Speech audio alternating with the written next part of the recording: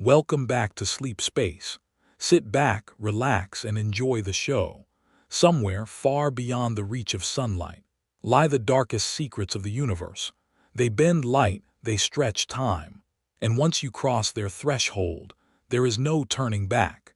Today we journey into the heart of the unknown, the cosmic enigma. We exist on a small planet orbiting an ordinary star, adrift in the unimaginable vastness of the cosmos. Humanity has always looked towards the heavens, seeking patterns, understanding, and our place within the grand cosmic tapestry. We chart the stars, map the galaxies, and probe the universe's origins, piecing together a remarkable story of cosmic evolution. Yet, scattered throughout this vast expanse, lurking in the deepest shadows, are objects that defy our intuition and challenge the very foundations of our knowledge. These are regions where the familiar rules of nature are pushed to their absolute limits, and perhaps beyond. They represent the ultimate cosmic enigma, points of infinite mystery carved into the fabric of reality itself. These are the black holes, gravity's ultimate dominion. At the heart of the black hole concept lies gravity, the force that holds planets in orbit and stars together in galaxies. But near a black hole, gravity is not merely a force. It is an absolute monarch, reigning supreme over all other natural forces.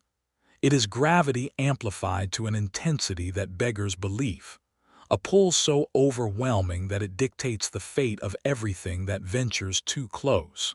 Imagine gravity not just as a gentle curve holding Earth near the sun, but as an infinitely deep well, a vortex in the structure of existence. This gravitational dominance warps the very environment around the black hole in profound ways. Space is no longer the passive backdrop we perceive in our daily lives. It becomes an active participant, stretched and distorted like taffy. Time, too, loses its familiar, steady tick, slowing down dramatically under the extreme gravitational strain. The closer one gets, the more pronounced these effects become, leading to a reality utterly alien to our experience. This is a realm where gravity dictates the geometry of space and the flow of time itself, where light cannot escape. Perhaps the most defining characteristic of a black hole, the one that gives it its name, is its relationship with light. Light, the fastest thing in the universe, the very messenger that carries information across the cosmos, cannot escape a black hole's grasp once it crosses a certain boundary. This boundary, known as the event horizon, is not a physical surface you could touch, but rather a point of no return. Imagine it as the edge of a waterfall in the river of space-time, beyond which the current is too strong to swim against, even for light. Anything that crosses the event horizon, light, matter, information, is pulled inevitably towards the center, lost forever to the outside universe. This is why black holes are black. They do not emit light of their own, nor do they reflect light from elsewhere. They are perfect absorbers, swallowing every photon that reaches their event horizon, rendering them invisible against the dark canvas of space. We can only infer their presence indirectly, like seeing the silhouette of an invisible object against a bright background, or watching the behavior of unfortunate stars and gas clouds caught in their gravitational dance. The concept of a region from which light cannot escape is profoundly counterintuitive, challenging our basic understanding of how the universe should work. It signals that we are entering territory where normal physical laws are stretched to their breaking point. A journey into the theoretical unknown, directly exploring a black hole, sending a probe or an astronaut across the event horizon, remains firmly in the realm of science fiction for now, likely forever. The tidal forces near even a small black hole would tear any conceivable spacecraft or biological organism apart long before it reached the boundary. Yet, we can undertake a journey of the mind, a theoretical exploration guided by the laws of physics as we currently understand them, particularly Einstein's theory of general relativity. This journey allows us to probe the bizarre properties of these objects and contemplate the consequences of their existence. We can ask questions that push the boundaries of imagination. What would one see approaching the event horizon? How does spacetime behave inside? What fate awaits matter at the very center? This theoretical voyage is essential, not just for understanding black holes themselves, but for testing the limits of our physical theories. Black holes serve as natural laboratories for extreme physics, environments far more intense than anything we could ever replicate on Earth. By studying them, even from afar and through the lens of mathematics, we learn more about gravity, spacetime, and the fundamental nature of reality. It is a journey into the deepest questions we can ask about the universe. Where physics falters, black holes are more than just fascinating astronomical objects. They are profound challenges to our understanding of the cosmos. They represent points where our two most successful theories of physics, general relativity and quantum mechanics, appear to clash. General relativity describes gravity as the curvature of spacetime caused by mass and energy, and it works beautifully on large scales, predicting the existence and properties of black holes with remarkable accuracy. Quantum mechanics, on the other hand, governs the realm of the very small, the world of particles and forces, and it suggests that information about physical systems cannot be truly destroyed. Inside a black hole, particularly at the central point called the singularity, where general relativity predicts infinite density and curvature, these two theories collide. General relativity breaks down, its equations yielding infinities, signaling its own incompleteness. Quantum mechanics seems violated by the apparent loss of information that falls into a black hole, disappearing forever behind the event horizon. This conflict, often termed the information paradox, tells us that our current understanding is incomplete. We need a deeper theory, a theory of quantum gravity, to fully comprehend what happens at the heart of a black hole and to reconcile these two pillars of modern physics. Black holes are therefore not just endpoints of stellar evolution, but signposts pointing towards new physics, towards a more complete description of reality. They force us to confront the deepest conceptual problems in science, questioning the nature of space, time, information, and existence itself. They are the ultimate cosmic enigma, challenging us to push beyond the known and embrace the profound mystery that lies at the edge of darkness. Our journey into their depths is just beginning, a quest to understand the most extreme and puzzling objects the universe has to offer. The stage is set for a deeper dive into how we define these objects, how they form, and how we manage to detect the invisible. Chapter 2. Defining the abyss anatomy of the unseen. Having glimpsed the profound enigma that black holes represent, we now venture deeper, moving from sheer mystery towards concrete understanding. What exactly are these cosmic phantoms that command such gravitational authority? How did the idea of their existence first arise, not from observation, but from the depths of theoretical physics? This chapter delves into the fundamental definition of a black hole, dissecting its core components, and exploring the violent stellar death throes that give birth to these objects. Let us strip away the science fiction tropes and build a scientifically grounded picture of the abyss. First, it is crucial to dispel a common misconception fueled by their name. A black hole is not truly a hole in the conventional sense, not an empty void or a portal puncturing the fabric of space. Instead, think of a black hole as an astonishing concentration of substance, an immense amount of matter crushed into an impossibly tiny volume.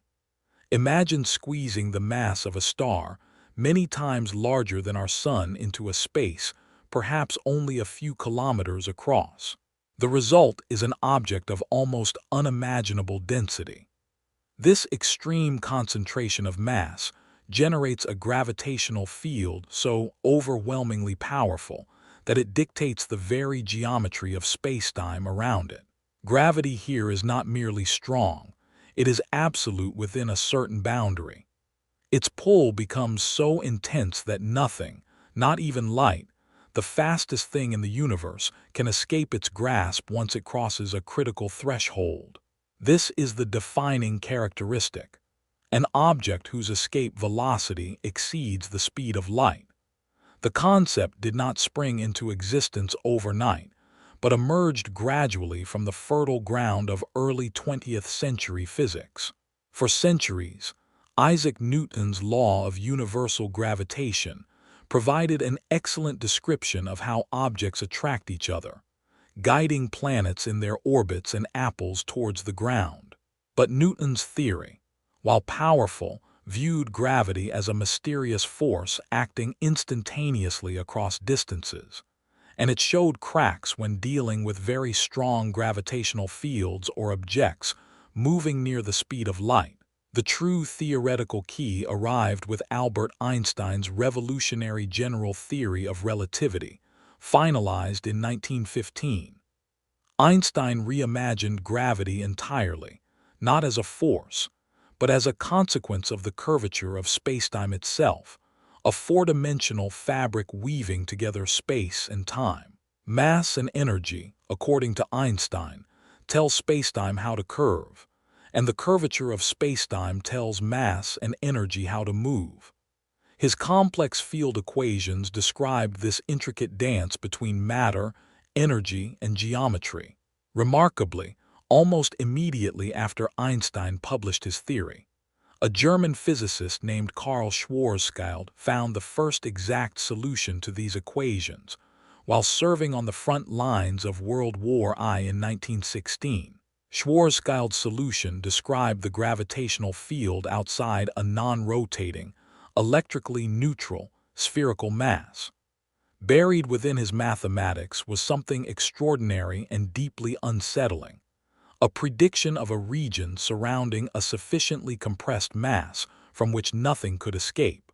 His calculations revealed a critical radius, now known as the Schwarzschild radius, for any given mass. If all the mass were compressed within this radius, the curvature of spacetime would become so extreme that it would effectively close off that region from the rest of the universe, forming what we now call a black hole. Initially, many physicists, including Einstein himself, were skeptical that such objects could actually form in nature.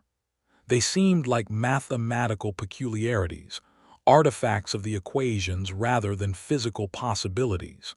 It took decades of further theoretical work and astrophysical insights to accept that the universe could indeed create conditions extreme enough to forge these gravitational prisons.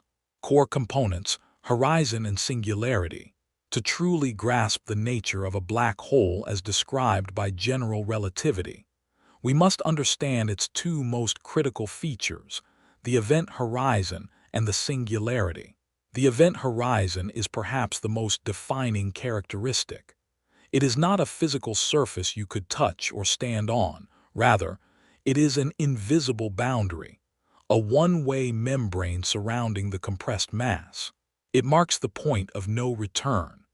Imagine spacetime as a flowing river and the black hole's singularity as a tremendous waterfall. The event horizon is like a line in the river upstream from the falls. If your boat stays outside this line, you might still have enough engine power to escape the current. But once you cross that line, the current becomes faster than your maximum possible speed, even if your engine represents the speed of light. Escape becomes impossible, and you are inexorably drawn towards the waterfall. Similarly, anything crossing the event horizon, matter, light, information, is trapped forever by the black hole's gravity.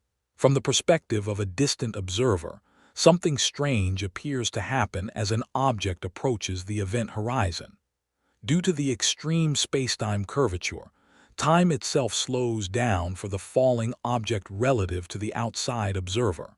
Light emitted by the object becomes increasingly stretched to longer, redder wavelengths, a phenomenon called gravitational redshift. To the distant observer, the object would seem to slow down, fade, and freeze at the horizon, never quite crossing it, taking an infinite amount of time to do so.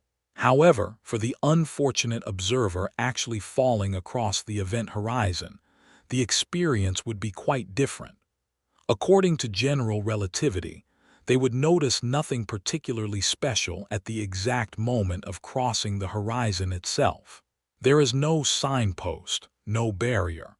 They would simply continue their fall, unable to send any signal back out, inevitably heading towards the center. Deep within the event horizon lies the second critical component predicted by general relativity, the singularity.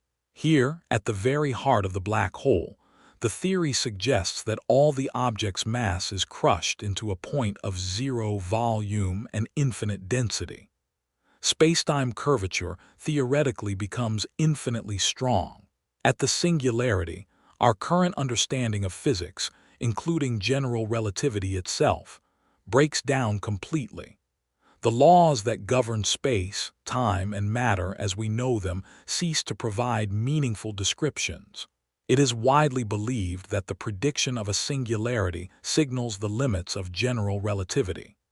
Physicists anticipate that a future theory of quantum gravity, one that successfully merges general relativity with quantum mechanics, will be needed to accurately describe the conditions at the center of a black hole, perhaps replacing the infinite singularity with something finite, albeit still incredibly extreme. But according to classical general relativity, the singularity is the ultimate endpoint for anything that crosses the event horizon. Stellar genesis, the birth of black holes. While the theory predicted their existence, the question remained, could the universe actually make black holes? The primary mechanism understood for forming black holes, particularly those with masses a few times that of our Sun, involves the death of truly massive stars. Stars spend most of their lives in a delicate balancing act. Deep within their cores, nuclear fusion converts lighter elements into heavier ones, releasing tremendous amounts of energy. This outward pressure generated by the heat of fusion counteracts the relentless inward pull of the star's own gravity. Our Sun is currently in this stable phase, fusing hydrogen into helium. However, this balance cannot last forever. Stars much more massive than our Sun, perhaps 20 times the solar mass or more, burn through their nuclear fuel much faster and hotter. They fuse hydrogen to helium, then helium to carbon, oxygen, and progressively heavier elements in concentric shells within their core, like a cosmic onion. Eventually, the core becomes dominated by iron. Iron fusion does not release energy, it consumes it. This marks the beginning of the end for the massive star. With the fusion furnace sputtering out, the outward pressure falters. Gravity, which has been patient but persistent throughout the star's life, finally wins the cosmic tug-of-war. The star's core, potentially containing several solar masses of material, collapses catastrophically under its own immense weight in a fraction of a second. This sudden implosion triggers a shockwave that rebounds outwards, tearing the outer layers of the star apart in a spectacular explosion known as a type II supernova.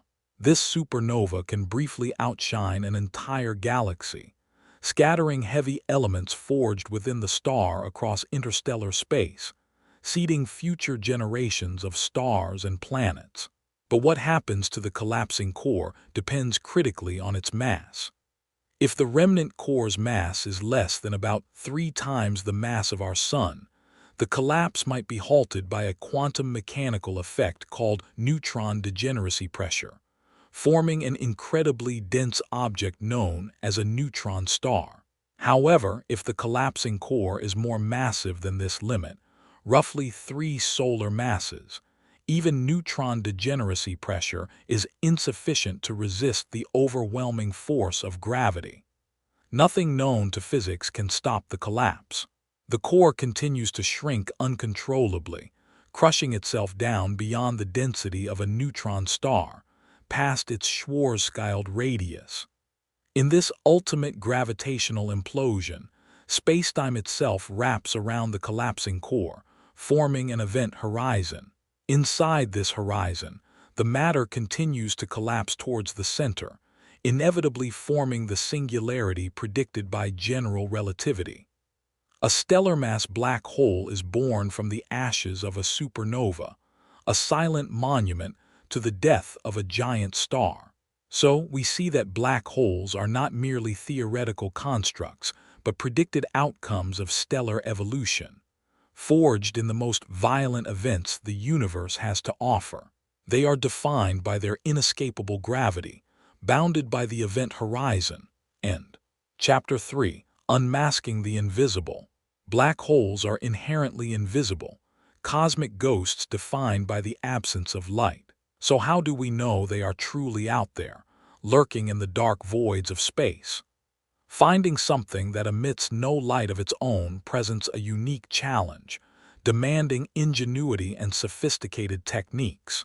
Astronomers cannot simply point a telescope and see a black hole directly.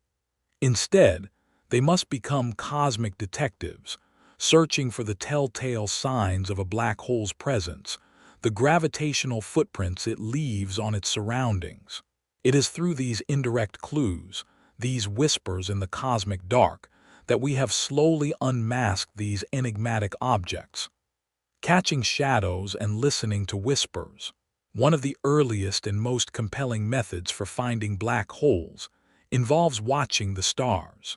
If a visible star is orbiting an unseen companion, and that companion is incredibly massive yet compact, a black hole becomes the prime suspect.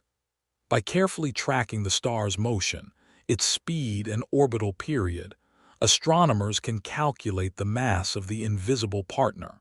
If this calculated mass exceeds the maximum possible mass for a neutron star, roughly 3 times the mass of our Sun, then the laws of physics as we understand them leave only one possibility: a black hole. A prime example of this technique is the supermassive black hole at the center of our own Milky Way galaxy, known as Sagittarius A star. For decades, astronomers meticulously observed the rapid orbits of stars very close to the galactic center. Stars like S2 whip around an unseen point at incredible speeds, completing an orbit in just a few years. These precise measurements allowed scientists to deduce the presence of an object with a mass about 4 million times that of our Sun, confined within a remarkably small region of space. No known object other than a black hole could fit this description. Another powerful detection method relies on the fireworks produced when a black hole feeds. If a black hole has a nearby companion star, its immense gravity can pull material, mostly hydrogen gas, away from the star. This stolen gas doesn't fall directly in but instead spirals towards the black hole, forming a flat, rapidly rotating structure called an accretion disk. As the gas particles within the disk swirl inwards at tremendous speeds, friction and magnetic forces heat them to millions, even billions of degrees. This superheated plasma glows intensely, not in visible light, but in high-energy X-rays and other forms of radiation. Telescopes designed to detect X-rays can observe these accretion disks, even though the black hole itself remains hidden within the glowing inferno. The properties of the emitted radiation, its intensity, variability, and spectrum, provide clues about the nature of the central object. Systems like Cygnus X1, one of the first strong candidates for a stellar mass black hole discovered in the 1960s, consist of a massive blue supergiant star orbiting an unseen companion. The intense X-ray emission detected from this system strongly indicated the presence of an accretion disk funneling matter onto a compact object far too massive to be a neutron star. For decades, observing these gravitational dances and accretion disk fireworks were our primary tools. Then, a revolutionary new way to perceive the universe arrived, listening not for light, but for the vibrations of spacetime itself. Albert Einstein's general relativity predicted the existence of gravitational waves, ripples in the fabric of spacetime caused by the acceleration of massive objects. Events like the collision and merger of two black holes were expected to produce incredibly powerful gravitational waves, waves that would stretch and squeeze spacetime as they propagated across the cosmos at the speed of light. Detecting these waves was an immense technological challenge, requiring instruments of unprecedented sensitivity. The Laser Interferometer Gravitational Wave Observatory, or LIGO, along with its European counterpart Virgo, achieved this feat. LIGO uses L-shaped detectors, each with arms several kilometers long. Lasers are beamed down these arms and reflected back. If a gravitational wave passes through, it subtly changes the lengths of the arms, altering the pattern created when the laser beams recombine. In 2015, LIGO made the first direct detection of gravitational waves, originating from the merger of two stellar-mass black holes over 1 billion light-years away. The signal, a characteristic chirp increasing in frequency and amplitude as the black holes spiraled together and merged, perfectly matched the predictions of general relativity. This groundbreaking detection not only provided definitive proof of black holes' existence, but also opened a new era of gravitational wave astronomy, allowing us to probe the universe's most violent events in a completely new way. Since then, numerous black hole mergers and even neutron star mergers have been detected, painting a richer picture of the black hole population in the universe. While indirect methods and gravitational waves provided overwhelming evidence, the ultimate confirmation, a direct glimpse of a black hole's immediate environment, remained elusive. Capturing an image of something as small and distant as a black hole's event horizon requires extraordinary resolving power, far beyond any single telescope. This led to the creation of the Event Horizon Telescope, or EHT. The EHT is not a single instrument but a global network of radio telescopes, spread across continents from Hawaii to Spain, from Chile to the South Pole. Using a technique called very long baseline interferometry, these telescopes synchronize their observations precisely, effectively creating a virtual telescope the size of the Earth. This Earth-sized telescope achieves the angular resolution needed to see the shadow cast by a black hole against the bright background of its accretion disk. In April 2019, the EHT collaboration unveiled the first-ever direct image of a black hole and its shadow. The target was the supermassive black hole residing at the center of the giant elliptical galaxy Messier 87, or M87, an object some 55 million light-years away, with a staggering mass of about 6.5 billion suns. The image revealed a bright ring of emission surrounding a dark central region, the black hole's shadow. This shadow is larger than the event horizon itself, formed by the extreme bending of light near the black hole, capturing photons that would otherwise have escaped. The size and shape of the shadow matched the predictions of general relativity with remarkable accuracy, providing stunning visual confirmation of Einstein's theories in the most extreme gravitational environment imaginable. Giants of theory, Penrose and Hawking. Parallel to these observational breakthroughs, theoretical physics continued to grapple with the profound implications of black holes. Two figures stand out for their monumental contributions. Roger Penrose and Stephen Hawking. In the mid-1960s, Roger Penrose, a brilliant mathematician and physicist, used novel mathematical techniques to prove his groundbreaking singularity theorems. Building on Einstein's general relativity, Penrose demonstrated that under very general conditions, the gravitational collapse of a sufficiently massive star must inevitably lead to the formation of a singularity, a point of infinite density and spacetime curvature, hidden within an event horizon. His work showed that singularities were not just mathematical quirks of specific solutions like Schwarzschilds, but a generic and unavoidable feature of gravitational collapse predicted by the theory. This placed black holes on a much firmer theoretical footing. Stephen Hawking, initially a contemporary and collaborator of Penrose, turned his attention to the intersection of general relativity and quantum mechanics near black hole event horizons. Working with Jacob Bekenstein, Hawking explored the connection between the area of a black hole's event horizon and the thermodynamic concept of entropy. The Bekenstein-Hawking area theorem states that the total area of event horizons can never decrease in any classical process, mirroring the second law of thermodynamics, which states that total entropy never decreases. This suggested a deep link between gravity, thermodynamics, and information. Hawking's most famous contribution, however, came in 1974 with the prediction of Hawking radiation. By applying quantum field theory in the curved spacetime around a black hole, Hawking discovered something astonishing. Black holes are not entirely black.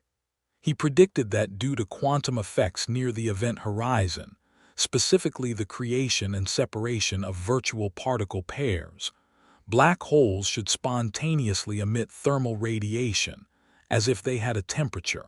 This radiation carries energy away from the black hole, meaning that black holes should slowly lose mass and evaporate over incredibly long timescales.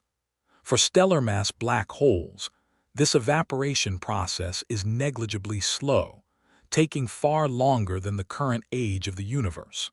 However, for hypothetical smaller black holes formed in the early universe, the evaporation could be significant. Hawking radiation presented a profound theoretical puzzle, the black hole information paradox, questioning what happens to the information that falls into a black hole as it evaporates. It highlighted the tension between general relativity and quantum mechanics, suggesting that a complete understanding of black holes would require a unified theory of quantum gravity. The journey to understand black holes has thus been a remarkable interplay between observation and theory.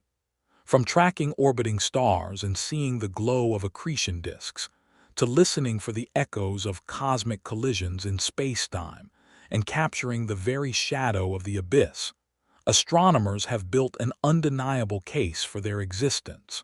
Simultaneously, theorists like Penrose and Hawking push the boundaries of physics, revealing the deep mathematical structure underlying these objects and uncovering unexpected quantum phenomena.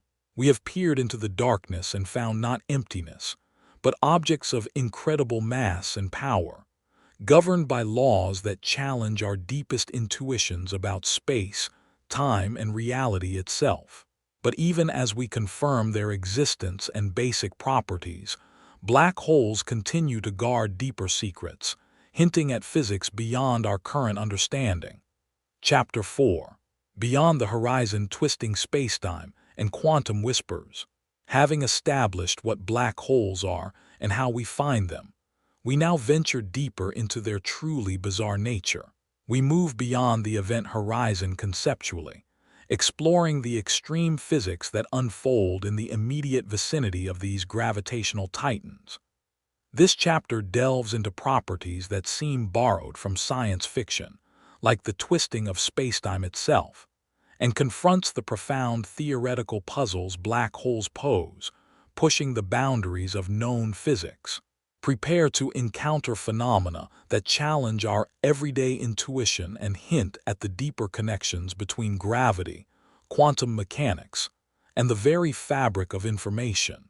We begin with one of the most counterintuitive effects predicted by Einstein's theory near massive rotating objects. Imagine spacetime not as a static backdrop, but as a substance, perhaps like thick treacle or honey. Now imagine placing a massive spinning sphere into this substance. As the sphere rotates, it doesn't just sit there. It drags the surrounding treacle along with it, creating a swirling vortex. This is analogous to a phenomenon called frame dragging, or the lens-thirring effect, predicted by general relativity for rotating masses like black holes. A rotating black hole literally twists the spacetime fabric around it. This isn't just a minor perturbation. It's a fundamental distortion of space and time in the black hole's vicinity. Anything falling towards a rotating black hole doesn't just fall straight in. It gets caught in this spacetime whirlpool, forced to rotate along with the black hole. There's a region outside the event horizon called the ergosphere, named from the Greek word ergon meaning work. Within the ergosphere, spacetime is dragged along faster than the local speed of light relative to a distant observer. This doesn't mean objects inside travel faster than light locally, which is impossible, but rather that spacetime itself is moving so fast that standing still relative to the distant universe becomes impossible. You are forced to co-rotate with the black hole, no matter how powerful your rockets. This bizarre region holds fascinating possibilities. The physicist Roger Penrose realized that energy could theoretically be extracted from a rotating black hole via the Penrose process. By dropping an object into the ergosphere and having it split in two, with one part falling into the event horizon and the other escaping, the escaping part could emerge with more energy than the original object had, stealing rotational energy from the black hole itself. Frame dragging isn't just a theoretical curiosity. Its effects, though subtle, have been measured around Earth using satellites like Gravity Probe B, confirming Einstein's prediction. Near a black hole, however, this effect is magnified enormously, shaping the dynamics of anything nearby. This intense gravitational environment and the dragging of spacetime contribute to some of the most energetic phenomena observed in the universe. When matter, like gas and dust from a nearby star, spirals towards a black hole, it doesn't fall straight in but forms a flattened, rotating structure called an accretion disk. Friction and magnetic fields within this rapidly swirling disk heat the material to millions or even billions of degrees. This superheated plasma radiates intensely across the electromagnetic spectrum, from radio waves to X-rays and gamma rays, making the black hole's vicinity incredibly bright, often outshining entire galaxies. These are the engines powering quasars and active galactic nuclei, AGN, some of the most luminous objects known. In many cases, powerful jets of particles are launched from the poles of the black hole, perpendicular to the accretion disk, traveling outwards at nearly the speed of light. The exact mechanism driving these jets is still debated, but likely involves the interplay of the accretion disk's magnetic fields and the twisting spacetime caused by the black hole's rotation, possibly tapping into the rotational energy via processes related to frame dragging. Black holes, far from being mere cosmic sinkholes, act as powerful cosmic engines, converting gravitational potential energy and rotational energy into radiation and outflows that influence the evolution of galaxies around them. Despite their dramatic influence, some common misconceptions about black holes persist. Perhaps the most prevalent is the idea that they are cosmic vacuum cleaners, indiscriminately sucking in everything in their vicinity. This isn't accurate. A black hole's gravitational pull is strong, but it follows the same inverse square law as any other object at large distances. If our sun were suddenly replaced by a black hole of the same mass, Earth and the other planets would continue orbiting it exactly as they do now. We wouldn't suddenly get sucked in. You need to get very close to a black hole, within a few times its Schwarzschild radius, to feel its truly extreme gravitational effects and the risk of falling past the point of no return. They don't roam the galaxy hunting for stars. They simply exert gravity based on their mass, just like any star or planet. Event horizon, entropy, and information. Beyond the dynamics of accretion disks, and jets lie deeper mysteries connected to the event horizon itself. As mentioned previously, Stephen Hawking showed that the area of a black hole's event horizon can never decrease in classical processes, much like entropy in thermodynamics. This similarity was made concrete by Jacob Bekenstein and Hawking, who proposed that a black hole possesses entropy directly proportional to the area of its event horizon.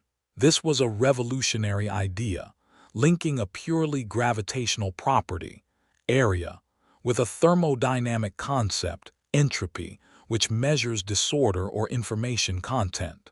The Bekenstein-Hawking formula suggests that the event horizon's area, measured in tiny units called Planck areas, counts the fundamental degrees of freedom or the information storage capacity of the black hole. It implies that all the information about the complex matter that collapsed to form the black hole, or anything that subsequently fell in, might somehow be encoded on this two-dimensional surface. This leads directly to the holographic principle, the speculative idea that the information content of any volume of space can be fully described by a theory operating on its boundary. Black holes appear to be the ultimate holographic objects. However, this picture clashes profoundly with Hawking's other major discovery, Hawking radiation. This quantum effect implies black holes slowly evaporate, eventually disappearing. If the black hole disappears, what happens to the information encoded on its horizon? Quantum mechanics insists information cannot be fundamentally lost, leading to the famous black hole information paradox. Does the information escape somehow encoded in the subtle correlations of the Hawking radiation? Or does our understanding of quantum mechanics or general relativity need revision? Resolving this paradox remains one of the biggest challenges in theoretical physics, likely requiring a full theory of quantum gravity. The simplicity of black holes, the no-hair theorem. Amidst all this complexity and mystery, there's a surprising simplicity to black holes, encapsulated by the no-hair theorem. This theorem, really a collection of results and conjectures, states that an isolated, stable black hole formed after gravitational collapse is completely characterized by just three external properties: its mass, its electric charge, and its angular momentum or spin. All other details, or hair, representing the complexities of the star or matter that collapsed to form it, are radiated away or swallowed, leaving behind an object described by only these three numbers. Whether the collapsing star was made of hydrogen or iron, whether it was spherical or lumpy, once the black hole settles down, all that remains measurable from the outside is mass, charge, and spin. Most astronomical black holes are expected to have negligible net charge, simplifying them further to just mass and spin. This incredible simplicity is profound. It means that vastly different initial conditions can lead to the exact same final black hole state.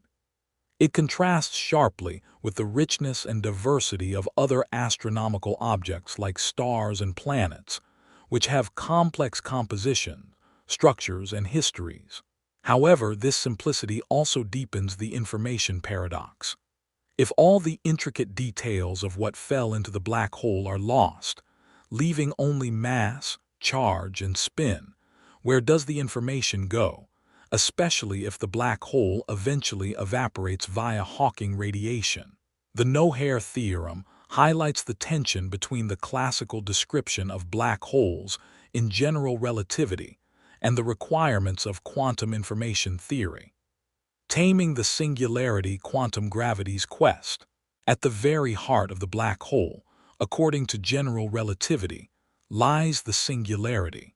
This is a point or ring of zero volume and infinite density, where the curvature of spacetime becomes infinite, and the known laws of physics break down completely. Physicists generally don't believe singularities represent physical reality, but rather indicate the limits of our current theories. General relativity, a classical theory, doesn't incorporate quantum mechanics. Near the singularity, gravitational fields become immensely strong over incredibly small distances, precisely the regime where quantum effects of gravity are expected to dominate. Therefore, resolving the singularity requires a theory of quantum gravity, a framework that successfully merges general relativity with quantum mechanics. Leading candidates for such a theory include string theory and loop quantum gravity. These theories propose fundamentally different pictures of reality at the smallest scales. String theory suggests fundamental particles are tiny vibrating strings, and at high energies, spacetime might have extra dimensions. Loop quantum gravity suggests spacetime itself is quantized, made of discrete loops or nodes. While still under development and lacking direct experimental proof, these theories offer potential ways to resolve the singularity. Instead of an infinitely dense point, quantum gravity might replace the singularity with an extremely dense but finite region, perhaps a Planck star, or a fuzzball structure described by vibrating strings. In these scenarios, the catastrophic breakdown of physics is avoided, replaced by new quantum gravitational phenomena. Understanding what truly happens at the center of a black hole is thus intrinsically linked to developing a complete theory of quantum gravity, one of the ultimate goals of modern theoretical physics. Black holes serve as theoretical laboratories where the consequences of such theories can be explored. In this chapter, we've journeyed into the extreme realm governed by black holes, encountering spacetime twists, powerful cosmic engines, and profound paradoxes linking gravity, thermodynamics, and information. We've seen how the no-hair theorem simplifies their external description, while the singularity points towards the need for a deeper, quantum understanding of gravity. These extreme properties and mysteries underscore why black holes are not just astronomical curiosities, but crucial keys to unlocking the next revolution in fundamental physics. To fully grasp these concepts, however, we must first solidify our understanding of the theory that predicts them, Einstein's theory of general relativity, which describes gravity not as a force, but as the curvature of spacetime itself. Chapter 5: Gravity's Canvas, Spacetime Reshaped. Our journey towards understanding the profound enigma of black holes requires a fundamental shift in perspective. For centuries, Isaac Newton's law of universal gravitation reigned supreme, describing gravity as an invisible force pulling objects together across the vastness of space. This framework brilliantly explained the dance of planets around the sun and the fall of an apple from a tree. Yet, when confronted with the extreme conditions predicted near collapsing stars or within the heart of galaxies, Newton's elegant equations begin to falter. They suggest instantaneous action at a distance, a concept incompatible with the cosmic speed limit set by light. They treat gravity solely as a force, unable to account for phenomena like the bending of light or the warping of time itself, effects crucial to the very existence of black holes. To unlock the secrets of the abyss, we need a more profound description of gravity, one that weaves together space, time, and matter into a unified cosmic fabric. This revolutionary framework is Albert Einstein's theory of general relativity, published in 1915. It is the essential language we must learn to speak if we hope to comprehend the nature of black holes and the universe they inhabit. General relativity represents one of the greatest intellectual achievements in human history, fundamentally altering our conception of the cosmos. It proposes that gravity is not a force exerted between objects, but rather a manifestation of the curvature of spacetime itself. From force to fabric, imagine spacetime not as a passive backdrop for events, but as an active, dynamic entity, a four-dimensional continuum blending three dimensions of space with the dimension of time. Einstein realized that the presence of mass and energy dictates the geometry of this spacetime fabric. Massive objects do not simply pull on other objects through empty space. Instead, they warp and curve the spacetime around them. Other objects, including light rays, then move through this curved spacetime, following the paths dictated by its geometry. What we perceive as the force of gravity is actually the experience of moving along these curved pathways, these geodesics, through warped spacetime. Consider the Earth orbiting the Sun. In the Newtonian view, the Sun exerts a continuous gravitational pull on the Earth, keeping it in orbit. In Einstein's view, the Sun's immense mass creates a significant curvature in the surrounding spacetime. The Earth, trying to travel in a straight line through this curved spacetime, ends up following an elliptical path around the Sun. It is not being pulled by a force, but rather following the contours of the distorted geometry. This shift from force to geometry is paramount for understanding black holes. Black holes represent the most extreme curvature of spacetime possible, regions where the distortion is so intense that even light cannot escape its grasp. Newtonian gravity simply has no mechanism to describe such an entity. General relativity, however, predicts their existence as a direct consequence of spacetime's ability to bend under the influence of immense mass concentrated in a tiny volume. It provides the mathematical tools to describe the event horizon, the singularity, and the bizarre effects that occur in their vicinity. The rubber sheet analogy. To visualize this abstract concept of curved spacetime, physicists often employ a helpful, though imperfect, analogy, the rubber sheet model. Imagine a large, flat, flexible rubber sheet stretched taut horizontally. This sheet represents two dimensions of spacetime. Now place a heavy object like a bowling ball onto the center of the sheet. The bowling ball's weight causes the rubber sheet to sag and curve downwards around it. This curvature represents the warping of spacetime caused by a massive object like a star or a planet. If we then roll a smaller marble across the sheet, its path will be affected by the curvature created by the bowling ball. If the marble passes near the bowling ball, it will curve inwards, seemingly attracted towards the larger mass. If rolled with just the right speed and direction, the marble might even enter into an orbit around the bowling ball, continuously following the dip in the sheet. This mimics how planets orbit stars, following the curvature of spacetime. Even massless particles, like photons of light, follow these curves. Imagine shining a flashlight beam across the sheet near the bowling ball. The light path would also appear to bend as it follows the distorted surface. This analogy beautifully illustrates the core idea that mass tells spacetime how to curve, and spacetime tells matter and light how to move. However, like all analogies, the rubber sheet model has limitations. It primarily depicts the curvature of space, while general relativity describes the curvature of four-dimensional spacetime, including time. The distortion of time, known as time dilation, where time passes slower in stronger gravitational fields, is not easily represented on the sheet. Furthermore, the analogy uses gravity itself, the downward pull on the bowling ball, to create the curvature that is supposed to represent gravity, which can be confusing.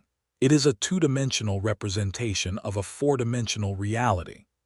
Despite these shortcomings, the rubber sheet analogy provides a powerful, intuitive grasp of gravity as geometry, a crucial stepping stone towards understanding the more complex mathematics of general relativity and its application to extreme objects like black holes. It helps us visualize why objects fall towards the Earth, or why planets orbit the Sun, without resorting to the notion of an invisible force acting across space. Confirmation through observation. A revolutionary theory like general relativity requires rigorous testing and observational evidence. While its mathematical elegance was compelling, its acceptance hinged on its ability to accurately predict phenomena in the real universe, especially those unexplained by Newtonian gravity. One of the earliest and most famous confirmations came just 4 years after the theory's publication. During a total solar eclipse on May 29, 1919, Einstein's theory predicted that the Sun's immense gravity should bend the fabric of spacetime around it, causing light from distant stars passing near the Sun to follow a curved path. This effect would be observable during a solar eclipse, when the Sun's overwhelming glare is blocked by the Moon, allowing astronomers to see stars positioned close to the Sun's edge in the sky. According to general relativity, these stars should appear slightly shifted from their normal positions because their light had been deflected by the Sun's gravity. The predicted amount of deflection was about 1.75 arcseconds, twice the value predicted by a tentative calculation using Newtonian principles applied to light. To test this prediction, 2 British expeditions were organized, led by the astronomer Sir Arthur Eddington. One team traveled to Sobral in northern Brazil, and the other, led by Eddington himself, went to the island of Principe off the coast of West Africa. Both locations lay along the path of totality for the 1919 eclipse. During the precious few minutes of totality, the astronomers took photographic plates of the star field surrounding the eclipsed Sun. These plates were later compared with photographs of the same star field taken months earlier when the Sun was not present, allowing for precise measurement of any apparent shifts in the star's positions. The conditions were challenging, with clouds interfering at both locations, but the teams managed to obtain usable data. When the measurements were carefully analyzed back in England, the results were stunning. The observed deflection of starlight closely matched the amount predicted by Einstein's general relativity, not the Newtonian prediction or the zero deflection expected if light were unaffected by gravity. Eddington's announcement of the results in November 1919 caused a worldwide sensation, catapulting Albert Einstein to international fame and providing powerful validation for his radical new theory of gravity. This successful prediction was a landmark moment in science. It demonstrated that gravity indeed affects light, and that spacetime is not merely a static stage, but a dynamic entity shaped by mass and energy. It showed that Einstein's geometric view of gravity was a more accurate description of reality than Newton's concept of a force. Since 1919, general relativity has passed numerous other observational and experimental tests with flying colors, from explaining the subtle precession of Mercury's orbit to predicting the existence of gravitational waves, which were directly detected a century later. Understanding this theory, born from profound insight and confirmed by careful observation, is indispensable. It is the foundation upon which our entire understanding of black holes is built, transforming them from purely theoretical curiosities into predictable, albeit extreme, consequences of the way gravity shapes the cosmos. General relativity provides the language and the tools to explore the warped reality near these cosmic titans, as we shall see in the following chapter. Chapter 6. Warped Reality, Einstein's Predictions at the Brink. General relativity doesn't just describe gravity as curved spacetime. It makes astonishing predictions about what happens when that curvature becomes extreme, particularly near the universe's most massive and compact objects, black holes. Here, in these gravitational crucibles, the familiar rules of space and time are bent, twisted, and broken in ways that challenge our everyday intuition. Let us journey theoretically toward the edge of a black hole, guided by Einstein's equations, to witness the universe warping under the influence of immense gravity. Time's slow dance. One of the most famous predictions of general relativity near a massive object is time dilation. Imagine two perfect clocks, synchronized far away from any significant gravitational influence. Now bring one clock closer to our black hole while the other remains distant. According to Einstein, the clock nearer the black hole will tick slower relative to the distant clock. This isn't a mechanical defect. It's a fundamental property of spacetime itself. Gravity warps time, causing it to flow at different rates depending on the strength of the gravitational field. An observer falling toward a black hole wouldn't notice their own time slowing down. Their heart would beat normally. Their thoughts would proceed as usual. But if they could somehow watch the distant universe, they would see events there unfolding at an accelerated pace, like a fast-forwarded movie. Conversely, observers far away watching the falling clock would see it tick progressively slower and slower as it approaches the black hole's event horizon. This effect has been experimentally verified, albeit on a much smaller scale, using precise atomic clocks at different altitudes on Earth, and even with GPS satellites, which must account for both special relativistic time dilation due to their speed and general relativistic time dilation due to Earth's gravity. Near a black hole, this effect becomes profound, stretching moments into eternities from an outsider's perspective. Light's detour. Another key prediction is the bending of light, known as gravitational lensing. Mass curves spacetime, and light, although massless, follows these curves.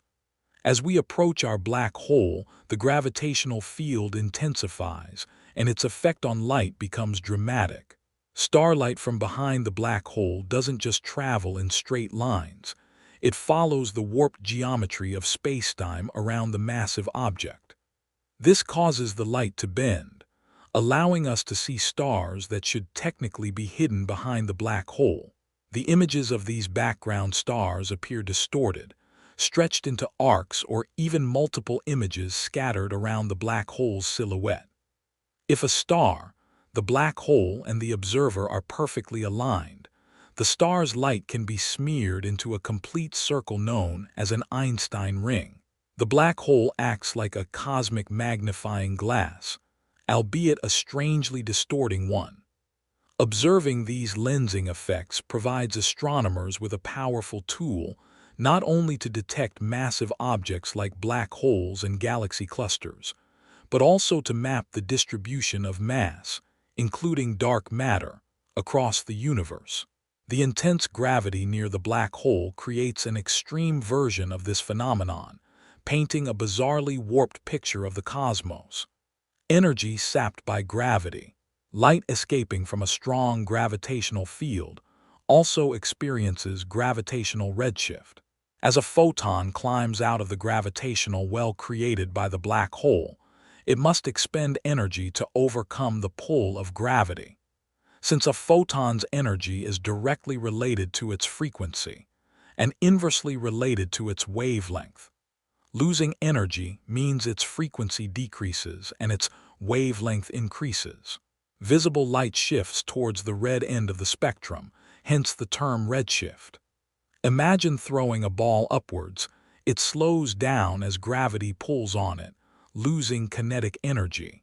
Similarly, light climbing away from a black hole loses energy, becoming redder. For an observer falling into the black hole, light from the outside universe falling in with them would appear blue-shifted, gaining energy as it falls deeper into the gravitational well. But light signals sent from the falling observer back to the distant universe would become increasingly redshifted as the observer gets closer to the event horizon. Eventually, the redshift becomes so extreme that the light's wavelength is stretched towards infinity, rendering the signal undetectable to the outside world, contributing to the black hole's apparent blackness. Spacetime in a blender. Most astronomical objects rotate, and black holes are no exception. General relativity predicts that a rotating mass doesn't just curve spacetime, it drags spacetime around with it, a phenomenon known as frame dragging or the lens-thurring effect. Imagine stirring honey with a spoon. The honey closest to the spoon is dragged along with the rotation. Similarly, a rotating black hole drags spacetime itself in the direction of its spin. This effect is subtle for objects like Earth, but becomes incredibly powerful near a rapidly rotating black hole. There exists a region outside the event horizon called the ergosphere. Within the ergosphere, spacetime is dragged around faster than the local speed of light relative to a distant observer. This doesn't mean things inside are traveling faster than light locally, but rather that spacetime itself is swirling so intensely that nothing, not even light, can resist being dragged along with the black hole's rotation. An object within the ergosphere must rotate with the black hole. It cannot remain stationary relative to the distant stars. However, objects can still escape from the ergosphere if they have enough energy, unlike the region inside the event horizon. The Penrose process, a theoretical mechanism, even suggests that energy could be extracted from a rotating black hole by exploiting the dynamics within the ergosphere. Orbits of light and matter. As we venture closer, still outside the event horizon, we encounter specific orbital regions defined by general relativity. One is the photon sphere, located at 1.5 times the Schwarzschild radius, the radius of the event horizon for a non-rotating black hole. Here, gravity is so strong that photons can travel in unstable circular orbits. Light rays skimming the black hole at this precise distance can loop around it multiple times before either escaping or spiraling inward. An observer hypothetically positioned at the photon sphere could, in principle, see the back of their own head by looking forward, as light completes a full circle. Closer still is the innermost stable circular orbit, or ISCO. Inside the ISCO, no stable circular orbits are possible for massive particles. Any matter orbiting closer than the ISCO, perhaps spiraling inward within an accretion disk, is doomed to plunge directly into the black hole. It cannot maintain a stable orbit. Friction and gravitational effects inevitably drive it across the event horizon. The location of the ISCO depends on the black hole's spin, being closer for rotating black holes.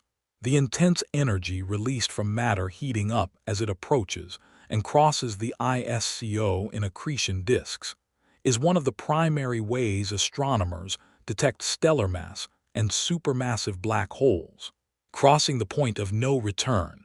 Finally, we reach the event horizon itself. This is perhaps the most defining feature predicted by general relativity for a black hole. It is not a physical surface, but a boundary in spacetime. It marks the point of no return. For an outside observer, an object falling toward the event horizon appears to slow down due to time dilation and become increasingly redshifted, asymptotically approaching the horizon but never seeming to cross it, eventually fading from view. However, for the observer actually falling in, nothing special happens at the moment of crossing the event horizon. assuming the black hole is large enough that tidal forces are not yet lethal. There is no signpost, no barrier. They simply pass from a region where escape was possible to one where it is not. Once inside, the nature of space and time fundamentally shifts. The direction toward the singularity, the center of the black hole, becomes inevitable, much like the forward flow of time outside the black hole. All possible future paths lead inward. Escape is not just difficult, it is impossible because space-time itself is flowing inward faster than light can travel outward. The crushing end and the limit of theory. Deep inside the event horizon lies the singularity, the ultimate prediction of classical general relativity for the center of a black hole. Here, the theory suggests that all the black hole's mass is compressed into a point, or a ring, for rotating black holes of zero volume and infinite density. Spacetime curvature becomes infinitely large, and the known laws of physics break down. Before reaching the singularity, however, another GR effect becomes dominant: tidal forces. Just as the moon's gravity creates tides on Earth by pulling more strongly on the near side than the far side, the black hole's gravity creates immense tidal forces. Near a smaller, stellar mass black hole, these forces become significant even outside the event horizon, stretching objects vertically and compressing them horizontally. This process is graphically known as spaghettification. For supermassive black holes, an object can cross the event horizon before tidal forces become overwhelming, but they inevitably grow infinitely strong at the singularity itself, tearing apart anything that falls in. The singularity represents a boundary not just in space-time, but for general relativity itself. It signals that the theory is incomplete, unable to describe the quantum conditions prevailing at such extreme densities and curvatures. Understanding the true nature of the singularity requires a theory of quantum gravity, a merger of general relativity and quantum mechanics, which remains one of the greatest challenges in modern physics. Einstein's theory takes us to the brink, describing the warped reality near black holes with incredible accuracy, predicting phenomena from time dilation and light bending to frame dragging and the event horizon. Yet at the very heart of the abyss, it points towards a deeper quantum reality we have yet to fully grasp. Chapter 7, Where Time Stands Still. You are not falling through space alone, you are falling through time. Time, it flows steadily forward, marking the progression of moments from past to future, the reliable backdrop against which all events unfold. Or so it seems in our everyday experience. But Einstein's theories of relativity revealed a profound truth: time is not absolute. It does not tick at the same rate for all observers, and nowhere is this more dramatically demonstrated than in the vicinity of a black hole. As we continue our theoretical journey deep into the gravitational well of a supermassive black hole, the nature of time itself becomes increasingly warped. What began as subtle effects, barely measurable differences in the ticking of clocks, grows into profound distortions that challenge our most basic intuitions about how reality operates. The time distortion near a black hole is not a different physical phenomenon from what we experience on Earth, merely an extreme version of it. Even on our home planet, time flows slightly more slowly at sea level than it does at the top of a mountain due to the difference in gravitational potential. GPS satellites must account for this effect, along with the effects of their orbital velocity, to maintain accurate timekeeping. Without these relativistic corrections, GPS positions would drift by about 10 kilometers each day. In everyday life, these effects are so small that we never notice them. The difference in the flow of time between your head and your feet is measurable only with the most precise atomic clocks. But near a black hole, these subtle effects become dramatic, until they dominate the experience of anyone approaching the event horizon. Gravity's grip on clocks. In Einstein's theory of general relativity, gravity is not a force, but a curvature of spacetime caused by mass and energy. This curvature affects not just the paths that objects follow through space, but also the rate at which time flows. The stronger the gravitational field, the slower time passes relative to a distant observer in a weaker field. For a black hole where the concentration of mass creates the strongest gravitational field possible, this time dilation effect reaches its ultimate expression. At the event horizon itself, time dilation becomes infinite from the perspective of a distant observer. Someone watching from far away would see an approaching object appear to slow down, freeze, and redshift out of visibility as it neared the horizon. It would seem to take an infinite amount of their time for the object to actually reach the boundary. But for the person or object falling into the black hole, time continues to flow normally according to their own clocks and biological processes. They cross the event horizon without experiencing any sudden change or discontinuity in their personal experience of time. The paradox of two times. The dramatic differences in the flow of time only become apparent when comparing observations between the infalling observer and someone watching from a safe distance. This creates one of the most profound paradoxes of black hole physics. From the perspective of a distant observer, nothing ever quite reaches the event horizon. The infalling object appears to approach it asymptotically, slowing down more and more, but never quite arriving, taking an infinite amount of time to reach the boundary. Yet from the perspective of the falling object, the horizon is crossed in a finite and typically brief amount of time.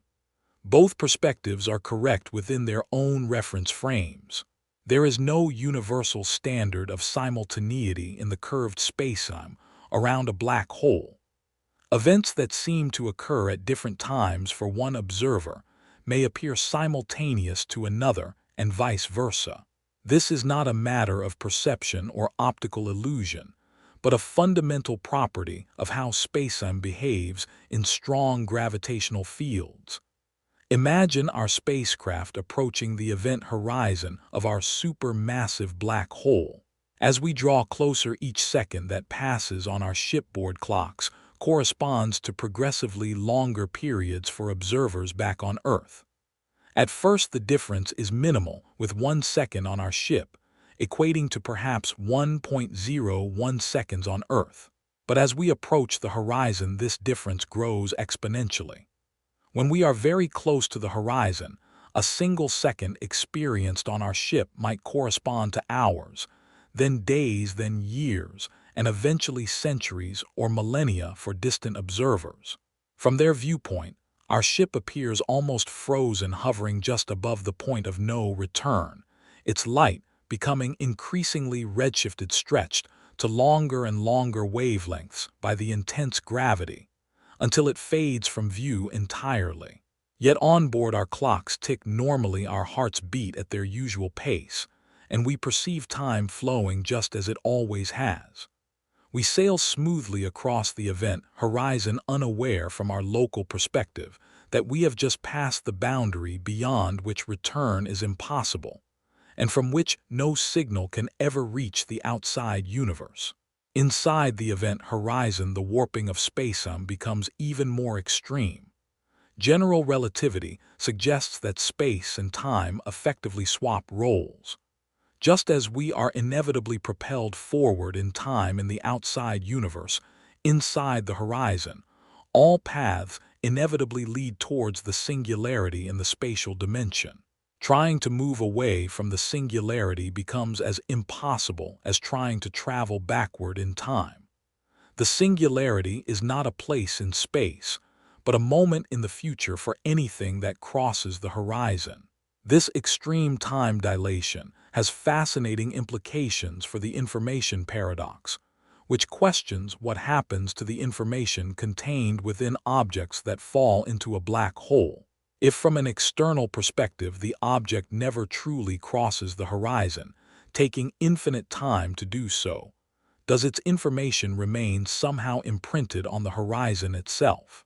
Or does the information truly vanish into the singularity challenging fundamental principles of quantum mechanics, which state that information cannot be destroyed?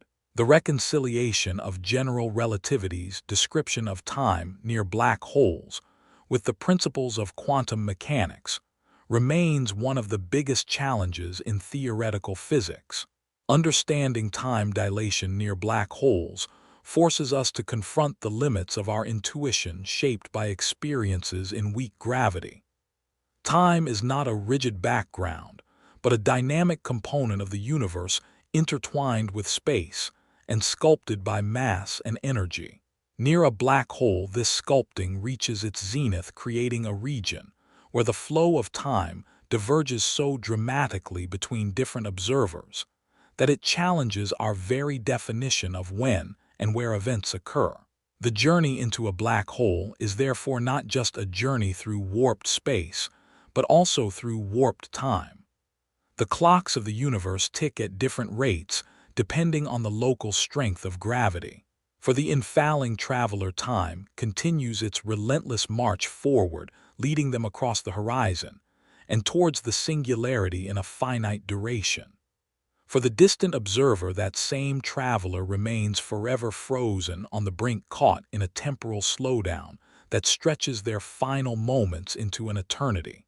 This bifurcation of temporal experience highlights the relativity of time in its most extreme form, a consequence of gravity's power to shape the very fabric of reality. As we continue our exploration, we must keep this temporal distortion in mind. It affects how we interpret observations of phenomena near black holes, such as the behavior of accretion disks, or the signals from merging black holes detected through gravitational waves. It also frames the theoretical questions about what truly happens at and beyond the event horizon. The seemingly simple concept of time becomes one of the most complex and mysterious aspects of black hole physics, pushing us towards a deeper understanding of spacetime itself. Our imaginary voyage has taken us past the point where external observers see time freeze. We have crossed into a realm where our future is inescapably linked to the central singularity. The laws of physics, as described by general relativity, continue to guide our path even as they predict consequences that defy everyday experience. Time's extreme warp near a black hole is a testament to the strange beauty and profound implications of Einstein's universe. It reminds us that our familiar notions are but approximations valid in our local cosmic neighborhood, but insufficient to grasp the full range of phenomena the cosmos holds.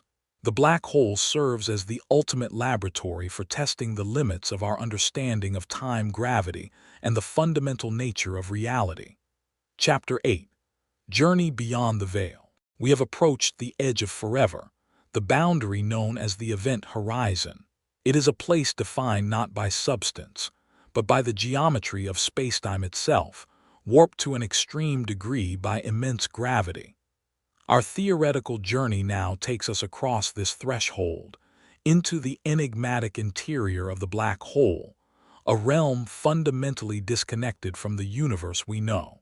What awaits us beyond this point of no return, where the familiar laws of physics are stretched to their breaking point, and perhaps even replaced?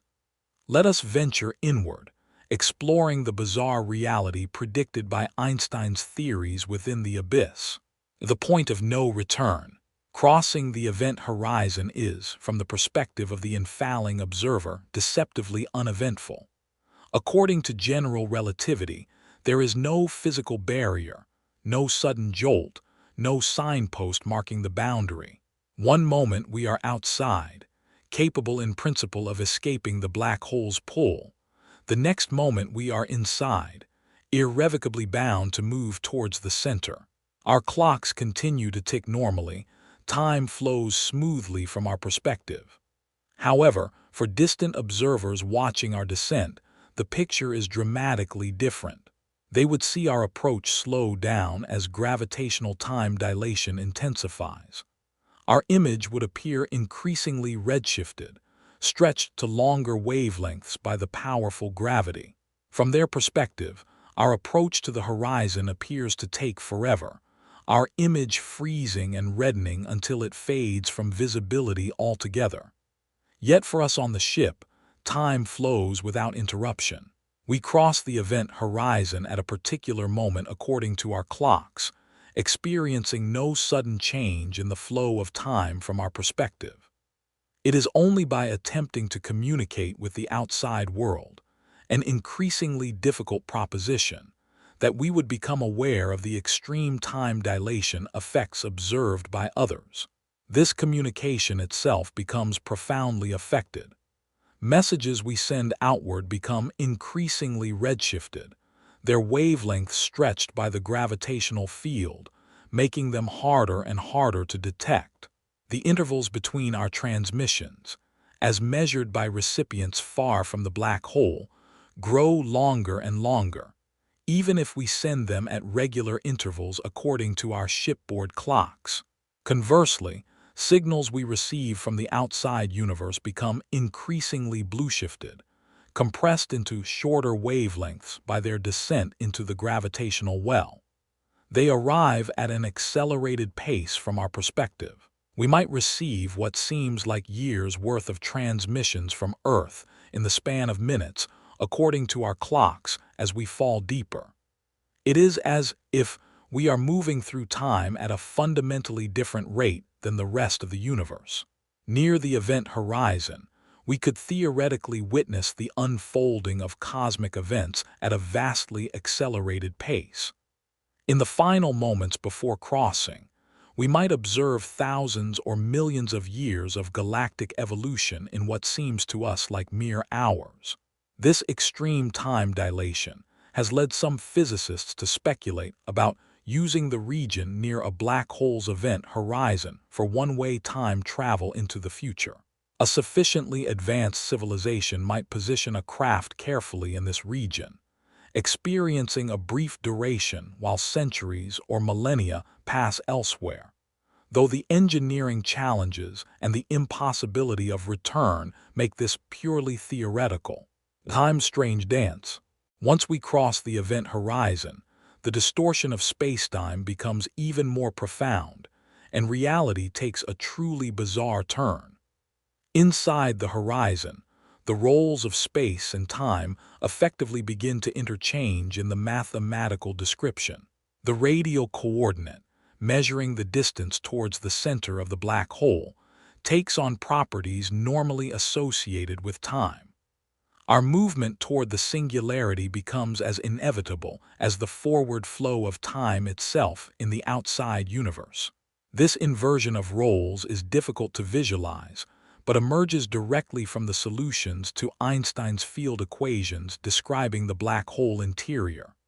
Spacetime inside the horizon is structured such that all future light cones, the possible paths for light and any causal influence, point inexorably toward the singularity.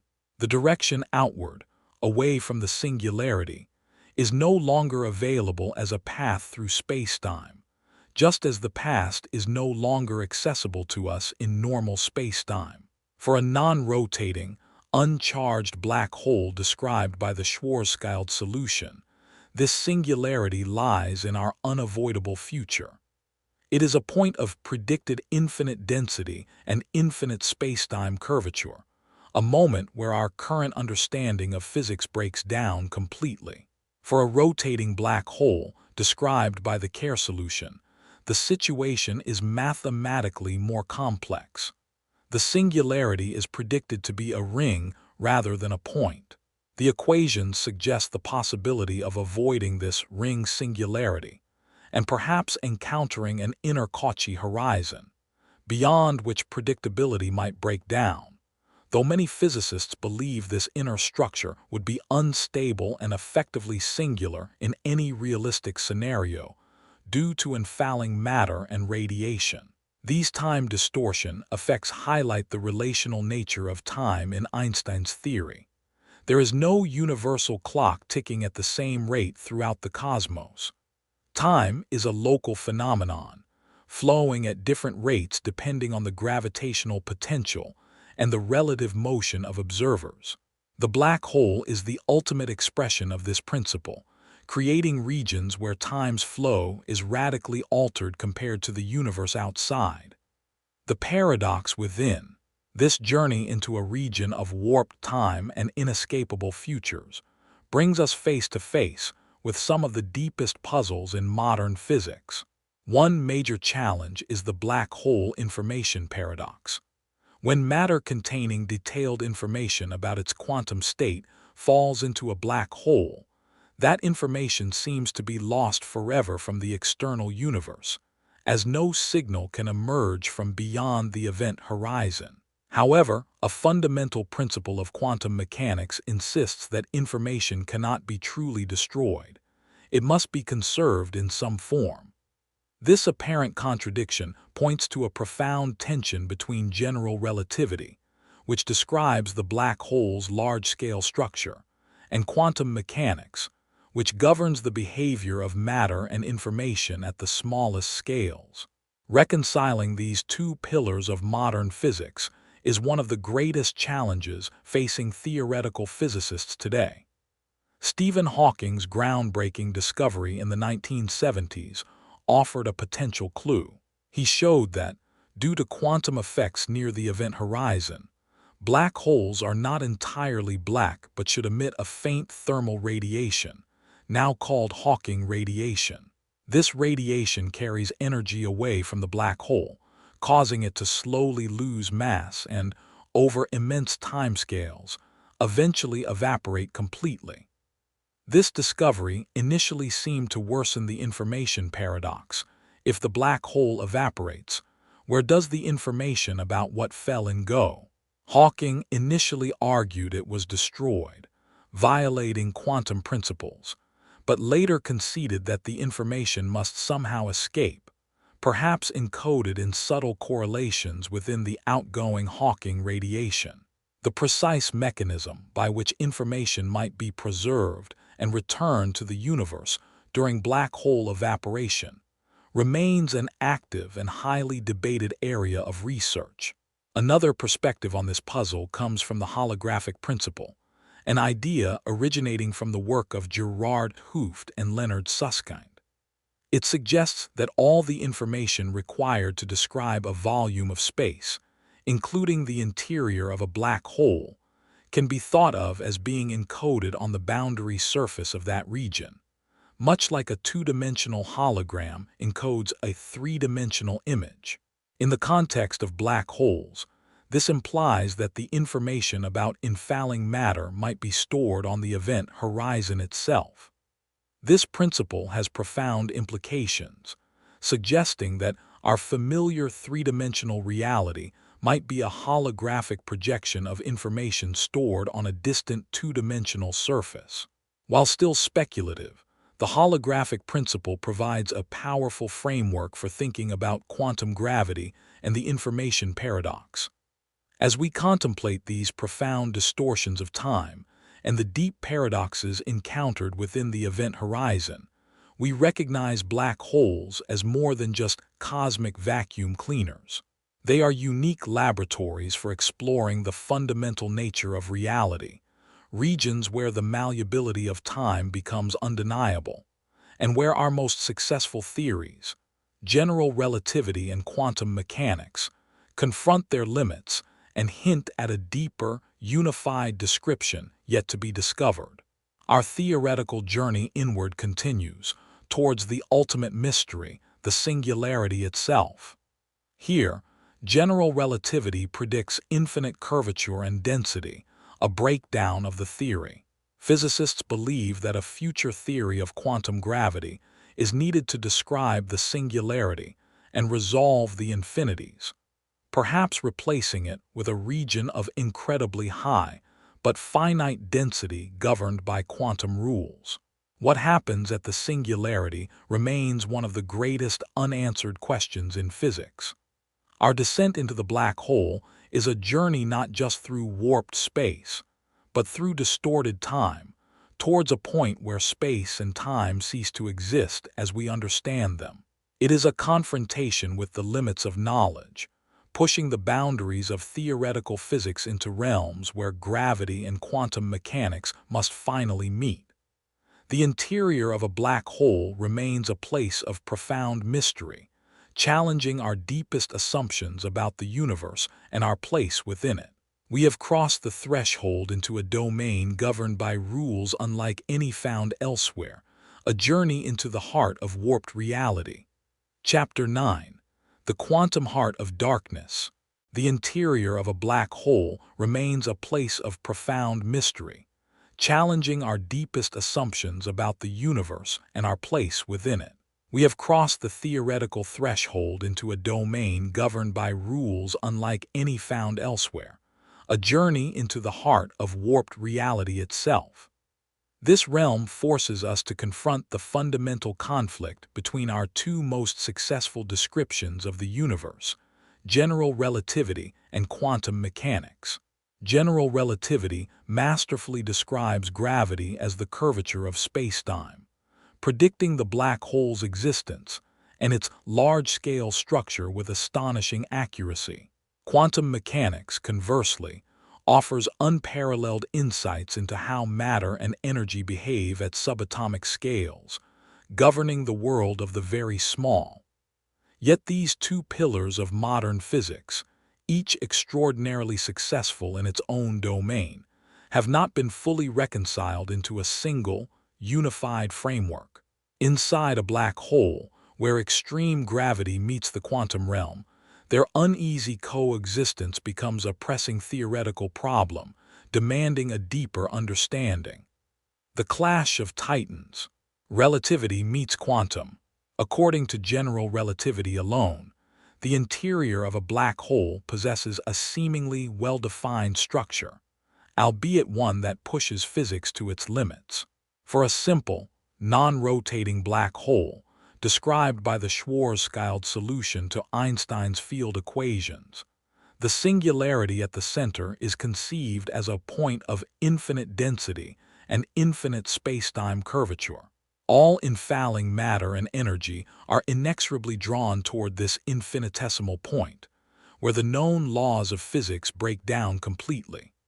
For a rotating black hole, described by the more complex Kerr solution, the central singularity takes the form of a ring rather than a point, spinning rapidly in the equatorial plane.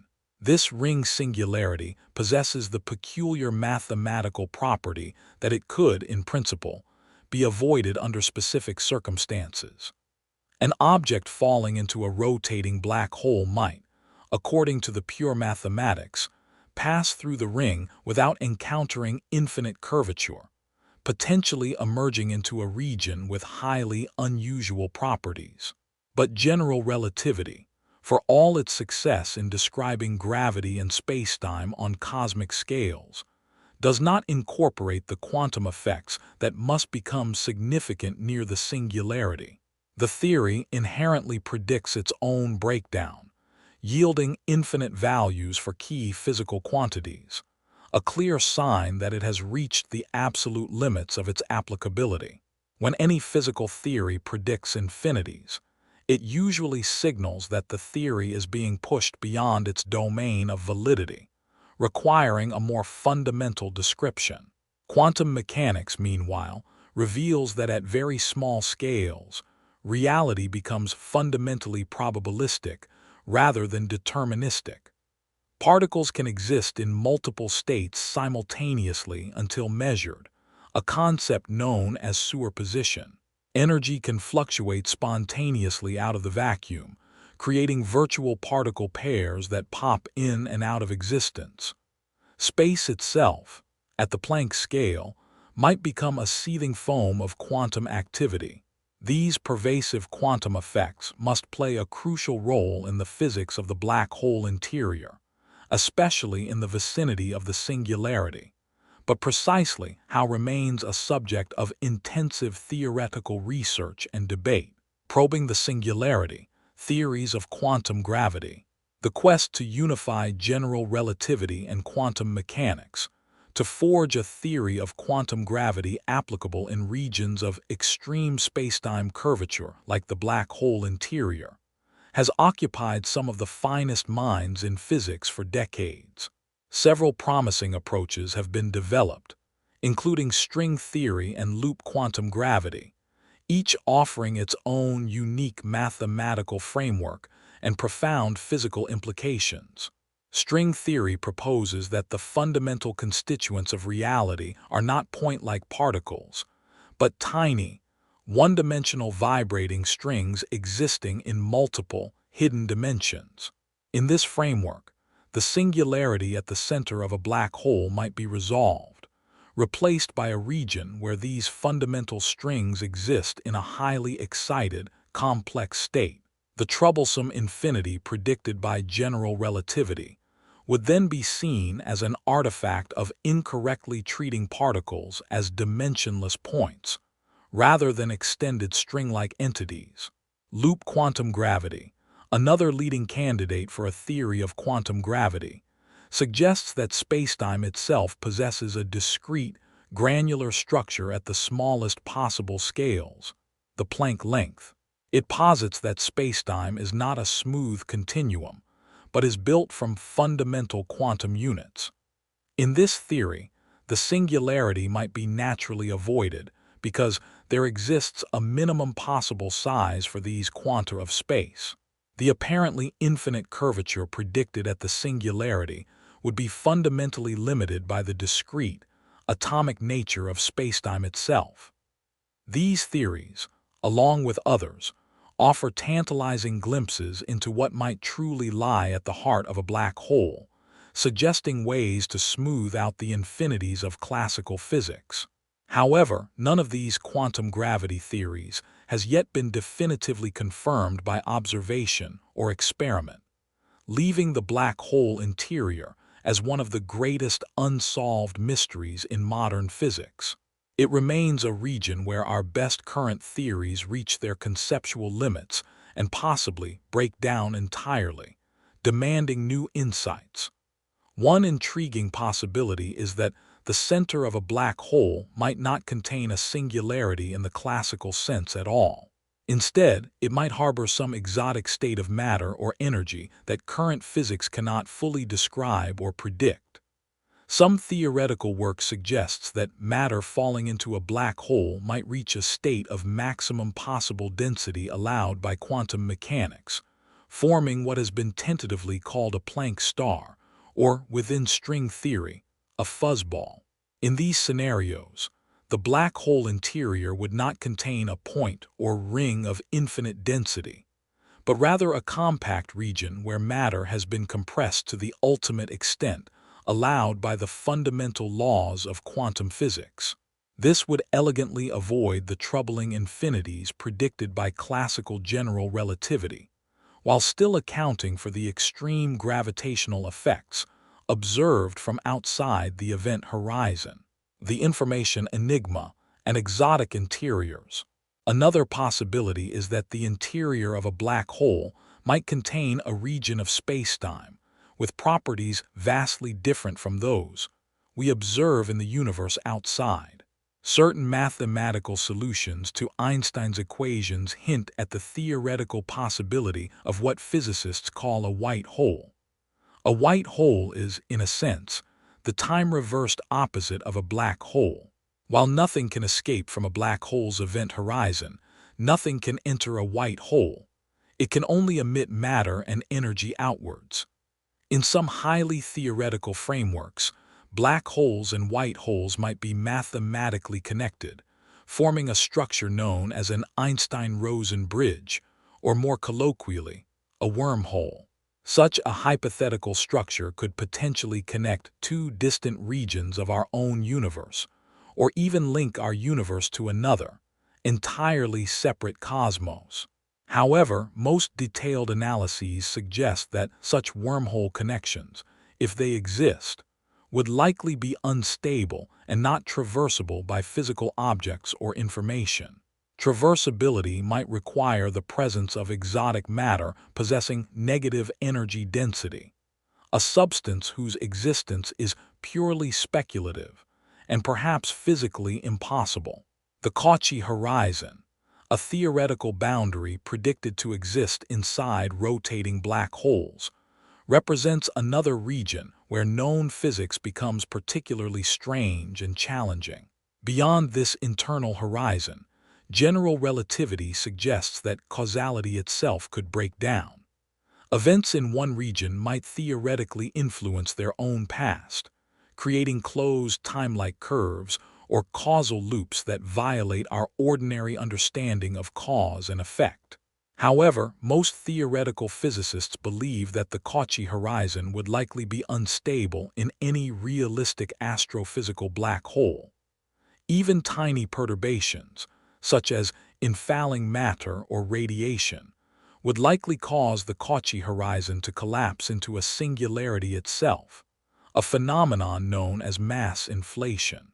This instability would effectively prevent the formation of causal paradoxes, but would also mean that any infalling observer would encounter a destructive singularity before reaching regions where causality might potentially break down. The black hole information paradox, first identified by Stephen Hawking, represents another profound challenge to our understanding of physics operating inside and around black holes. A fundamental principle of quantum mechanics is unitarity, which requires that information about the quantum state of a system cannot be permanently destroyed, only transformed or rearranged. Yet, black holes appear to violate this principle by seemingly destroying information when matter falls across the event horizon. All the detailed information about the infalling matter, aside from its total mass, angular momentum, and electric charge, seems to be erased from the observable universe, hidden forever behind the horizon. Hawking's groundbreaking discovery that black holes are not entirely black, but emit a faint thermal radiation now called Hawking radiation, initially suggested a possible resolution to this paradox. This radiation, produced by quantum effects near the event horizon, causes black holes to slowly lose mass and energy over immense timescales, eventually evaporating completely. But this raised a further critical question. Does this escaping Hawking radiation carry the lost information about what originally fell into the black hole? If so, how is this information encoded within the seemingly random thermal radiation? The intense debate over the black hole information paradox has spurred decades of theoretical research and led to profound insights into the interplay of gravity, quantum mechanics, and information theory. Proposed resolutions are varied and often radical. One possibility is that information is somehow stored on the two-dimensional surface of the event horizon itself, consistent with the holographic principle, which suggests our three-dimensional reality might be encoded on a distant boundary. Another idea is that the Hawking radiation does encode information about the black hole's interior, but in extremely subtle quantum correlations that are difficult to detect. A more dramatic proposal is the firewall hypothesis, which suggests that the conflict between general relativity and quantum mechanics leads to a violent breakdown of spacetime right at the event horizon itself.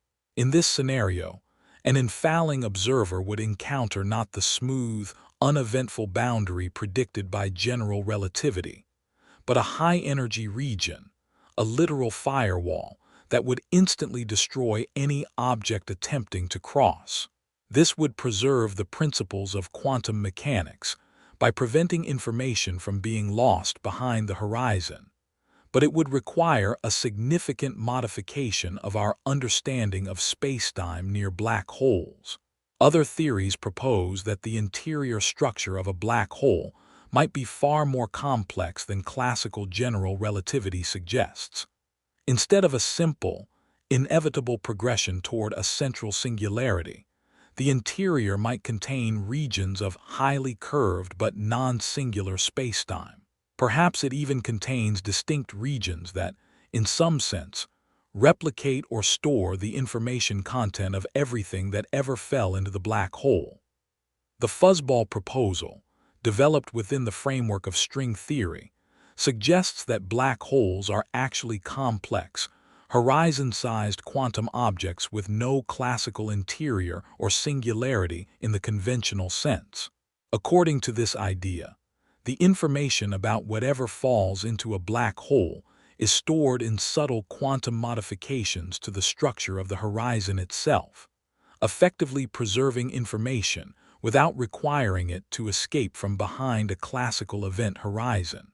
The ER equals EPR conjecture, proposed by physicists Leonard Susskind and Juan Maldacena, suggests a deep and surprising connection between quantum entanglement, the spooky action at a distance, where particles remain correlated regardless of separation, and Einstein-Rosen bridges or wormholes, connecting different regions of space-time.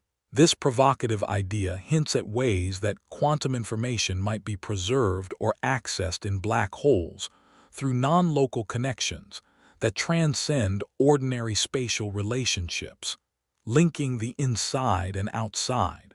Some researchers have even speculated that the interior of a black hole might contain the seeds of an entire new universe, expanding from what appears to us from the outside as a singularity.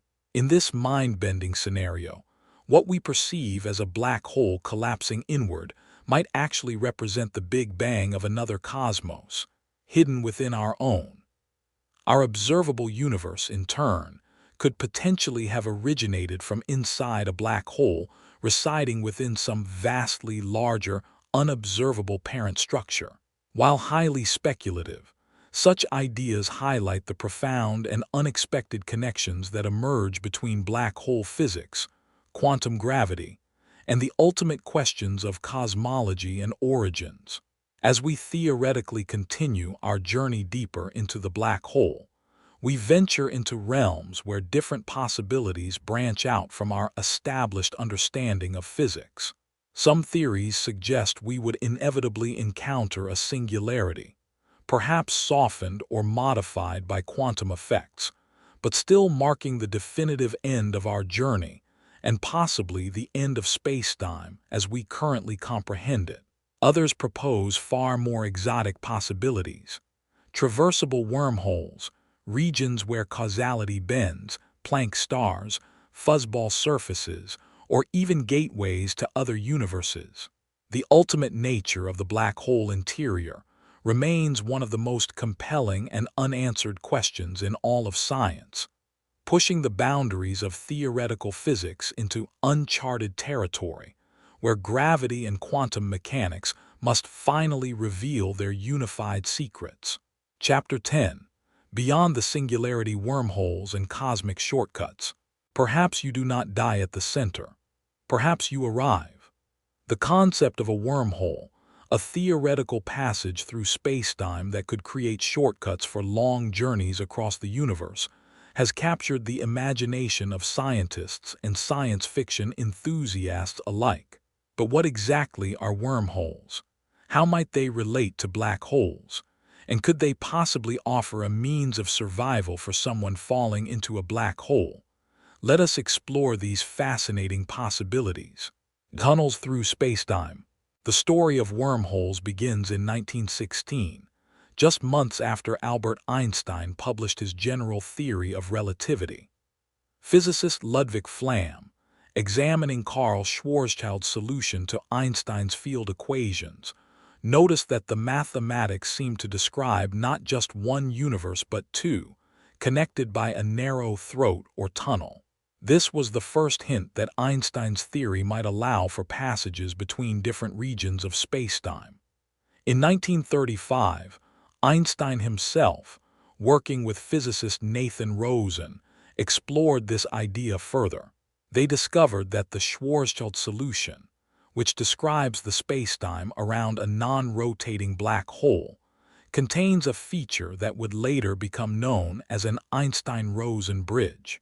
This theoretical structure would connect two separate regions of spacetime, either two different parts of our universe, or perhaps our universe and another. The term wormhole was coined much later in 1957 by physicist John Wheeler. The name evokes the idea of a worm tunneling through an apple, creating a shortcut between 2 points on the surface by traveling through the interior. Similarly, a wormhole would provide a shortcut through space-time, potentially allowing travel between distant regions in less time than light would take to make the journey through normal space. In the simplest conception, a wormhole might connect the interior of a black hole to a white hole. While a black hole allows matter and energy to flow in but not out, a white hole would allow matter and energy to flow out but not in. The white hole would essentially be the time reversal of a black hole, ejecting matter and radiation instead of consuming it. The problem of traversability. The Einstein-Rosen bridge, in its original form, is not traversable. The throat of the wormhole contracts so quickly that nothing, not even light, can pass through it from one side to the other. Any attempt to enter the wormhole from the black hole's side would lead inevitably to the singularity, not to an exit through a white hole. However, in 1988, physicist Kip Thorne and his colleagues discovered that if a form of negative energy or negative mass could be used to hold the throat open, a traversable wormhole might be theoretically possible.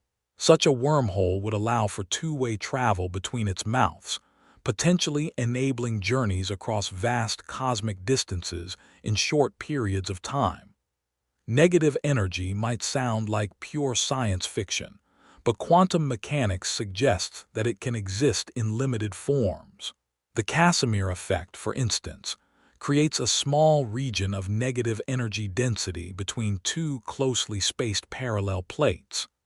However, the amount of negative energy that can be created through known physical processes falls far short of what would be needed to hold open a macroscopic wormhole. For our theoretical journey into a black hole, the possibility of a wormhole offers an intriguing alternative to the grim fate of encountering a singularity. If our black hole was somehow connected to a white hole elsewhere through a traversable wormhole, we might in principle emerge in another region of our universe, or even in another universe entirely. But there are significant obstacles to this scenario. First, there is no observational evidence that traversable wormholes exist in nature. They are allowed by the mathematics of general relativity under certain conditions, but that doesn't mean they actually form in the real universe. Second, even if wormholes do form naturally, they would likely be microscopic and would collapse too quickly for anything to pass through unless stabilized by exotic matter with negative energy density. Rotating black holes and temporal loops. The physics of rotating black holes, described by the Kerr solution to Einstein's equations, offers another intriguing possibility. In the mathematical model of a maximally rotating black hole, an infalling object might avoid the ring singularity and emerge into another region of spacetime, sometimes called a different universe or a different branch of our universe. These mathematical solutions suggest the possibility of closed time-like curves, paths through spacetime that return to their starting point in time as well as space.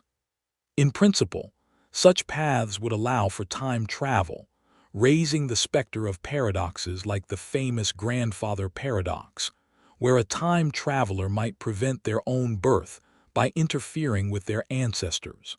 Most physicists believe that some principle, perhaps yet undiscovered, would prevent the formation of closed time-like curves and the paradoxes they would entail. Stephen Hawking proposed what he called the chronology protection conjecture, suggesting that the laws of physics somehow conspire to prevent time travel and thereby protect the consistency of causality. Another possibility is that wormholes, if they exist, might connect our universe not to another region of the same spacetime, but to another universe entirely, with potentially different physical laws and constants.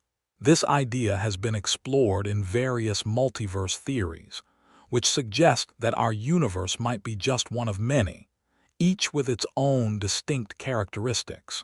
The many worlds interpretation of quantum mechanics, proposed by Hugh Everett in 1957, suggests that every quantum event creates a branching of reality into multiple universes, each representing a different outcome.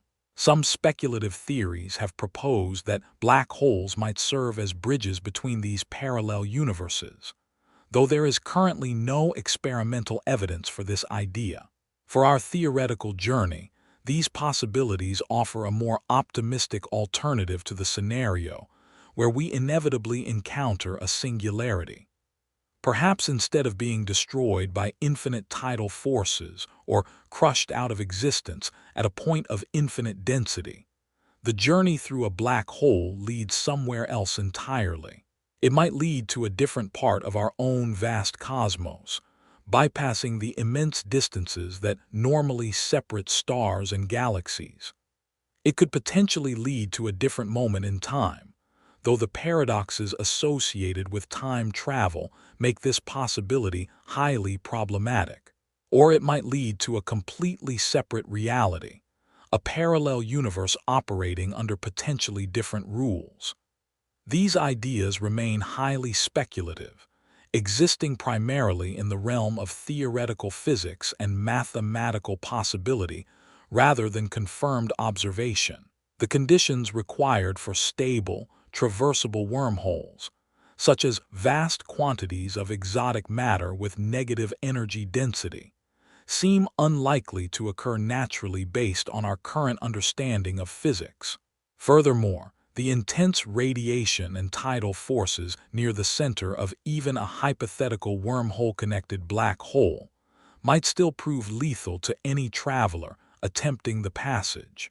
Yet, the mere fact that Einstein's theory allows for such bizarre structures as wormholes and potential connections between universes highlights how much we still have to learn about gravity and the fundamental nature of space-time. Black holes, in this context, are not just endpoints of stellar evolution but potential gateways, cosmic laboratories where the most extreme predictions of general relativity might be realized. They push our understanding to its limits, forcing us to confront the deep connections between gravity, quantum mechanics, and the very fabric of reality.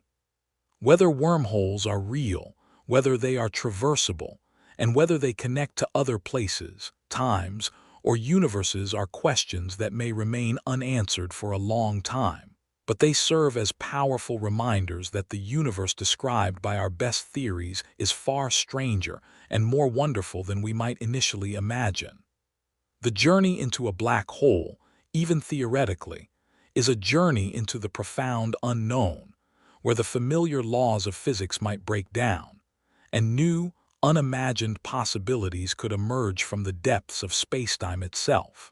As we contemplate the exit from this hypothetical wormhole, we are left to wonder what kind of reality might await, a testament to the enduring mysteries hidden within the darkest corners of the cosmos. Chapter 11. Arrival or Annihilation, Beyond the Singularity. We stand at the precipice of the ultimate unknown, peering into the heart of a black hole. The journey inward has brought us past the point of no return, the event horizon. Now we confront the most profound question: what fate awaits at the very center? Does the path inevitably lead to annihilation at a singularity, a point of infinite density where spacetime itself ceases to exist as we know it? Or could there be something else, a passage, a transformation, an arrival? Classical general relativity paints a grim picture, predicting the unavoidable singularity. But this prediction hinges on physics breaking down, suggesting our understanding is incomplete. Perhaps, just perhaps, the extreme conditions within a black hole open doors forbidden elsewhere in the cosmos. One tantalizing possibility, born from the mathematics of Einstein's equations, is the concept of a wormhole. The Einstein-Rosen bridge, the simplest type, the Einstein-Rosen bridge, describes a theoretical tunnel connecting two different points in spacetime, potentially even two different universes. This structure emerges naturally as a mathematical solution alongside the black hole itself. However, the classic Einstein-Rosen bridge is non-traversable. It pinches off faster than anything, even light, could cross from one side to the other. Any traveler attempting the passage would inevitably hit the singularity before reaching the potential exit. But theoretical physics hasn't stopped there. More complex models propose the existence of traversable wormholes, cosmic shortcuts held open long enough for passage. Maintaining such a structure would likely require exotic matter, a hypothetical substance with negative mass or energy density, something we have never observed and do not know how to create. While wormholes remain purely theoretical constructs, they offer a fascinating alternative to the singularity scenario. Could the heart of a black hole conceal not an endpoint, but a gateway? The concept of wormholes has been further developed in theoretical physics through models like the ER equals EPR conjecture, proposed by physicists Juan Maldacena and Leonard Susskind. This idea suggests a deep connection between quantum entanglement, where particles remain correlated regardless of distance, and wormholes connecting different regions of space-time. In this framework, entangled particles might be connected by a kind of quantum wormhole, too small for matter to traverse, but potentially allowing for a form of information connection across space-time. This provocative idea represents an attempt to bridge quantum mechanics and general relativity, two pillars of modern physics that have proven difficult to reconcile. Another approach to wormhole physics comes from string theory, which suggests our universe might have extraspatial dimensions beyond the three we experience directly. In some string theory models, what appears to us as a black hole might be a tunnel to these extra dimensions or to other branes, three-dimensional universes existing within a higher dimensional space. These theoretical approaches highlight the breadth of possibilities being explored at the frontiers of physics. While we have no direct evidence for wormholes, extra dimensions, or connections between black holes and other universes, these ideas emerge naturally from our attempts to develop a more complete understanding of fundamental physics. For someone falling into a black hole, the likelihood of encountering a traversable wormhole rather than a destructive singularity remains vanishingly small based on our current understanding. But the mathematical possibility exists, and in the extreme environment of a black hole's interior, where our best physical theories begin to break down, we cannot completely rule out exotic possibilities. Traversing the hypothetical tunnel, if, against all odds, our journey through a black hole did lead us through a wormhole, what might we experience? Theoretical models suggest a passage through a tunnel-like structure with significant tidal forces, but perhaps not the infinite stretching and compression associated with a singularity. At the other end, we might emerge from a white hole into another region of space-time, perhaps another part of our universe, or perhaps something even more exotic. The visual experience of such a passage is difficult to predict with certainty, but it might involve severe optical distortions as light follows the curved geometry of the wormhole. We might see multiple distorted images of the space ahead of and behind us, with strange patterns of blue-shifted and red-shifted light, depending on the precise geometry of the passage. From an engineering perspective, even if traversable wormholes are theoretically possible, creating or stabilizing one would require technological capabilities far beyond anything currently available or foreseeable. The amount of negative energy needed to keep a macroscopic wormhole open would be enormous, and we currently have no way to generate such quantities. Some speculative proposals have suggested that an advanced civilization might be able to capture a naturally occurring microscopic wormhole and somehow enlarge it using negative energy.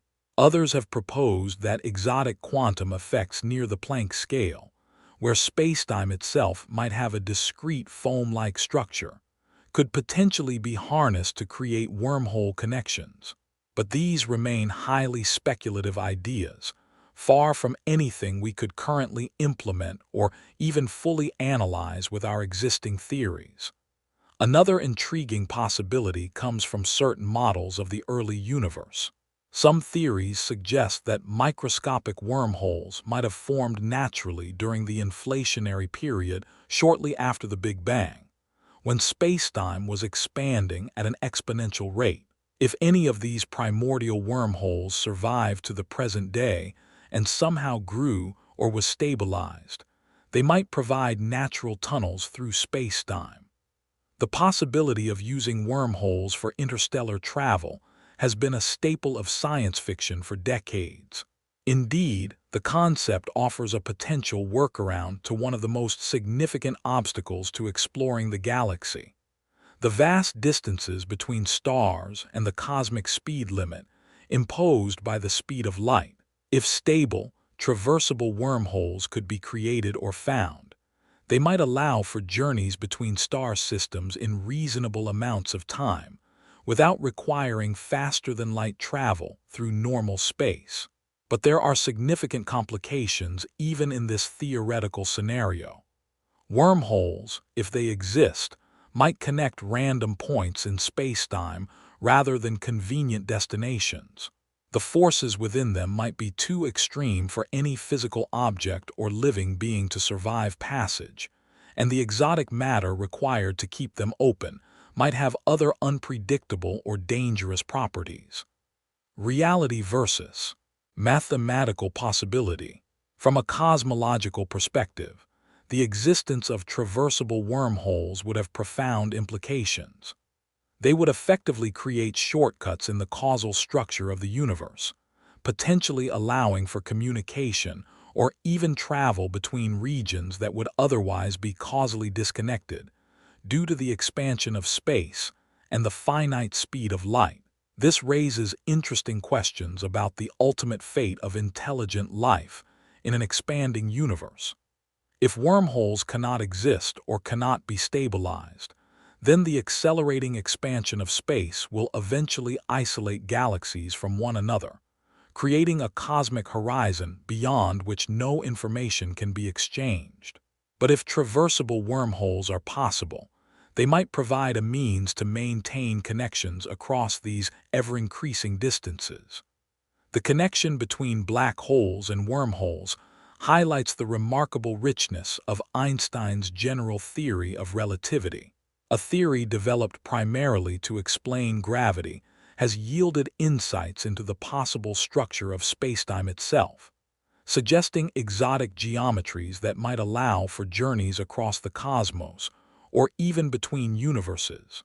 Yet, we must maintain a clear distinction between what the mathematics allows and what observational evidence supports. Wormholes emerge naturally from certain solutions to Einstein's field equations, but we have no direct evidence that they exist in the actual universe. They represent a fascinating possibility allowed by our best theory of spacetime, but not yet confirmed by observation.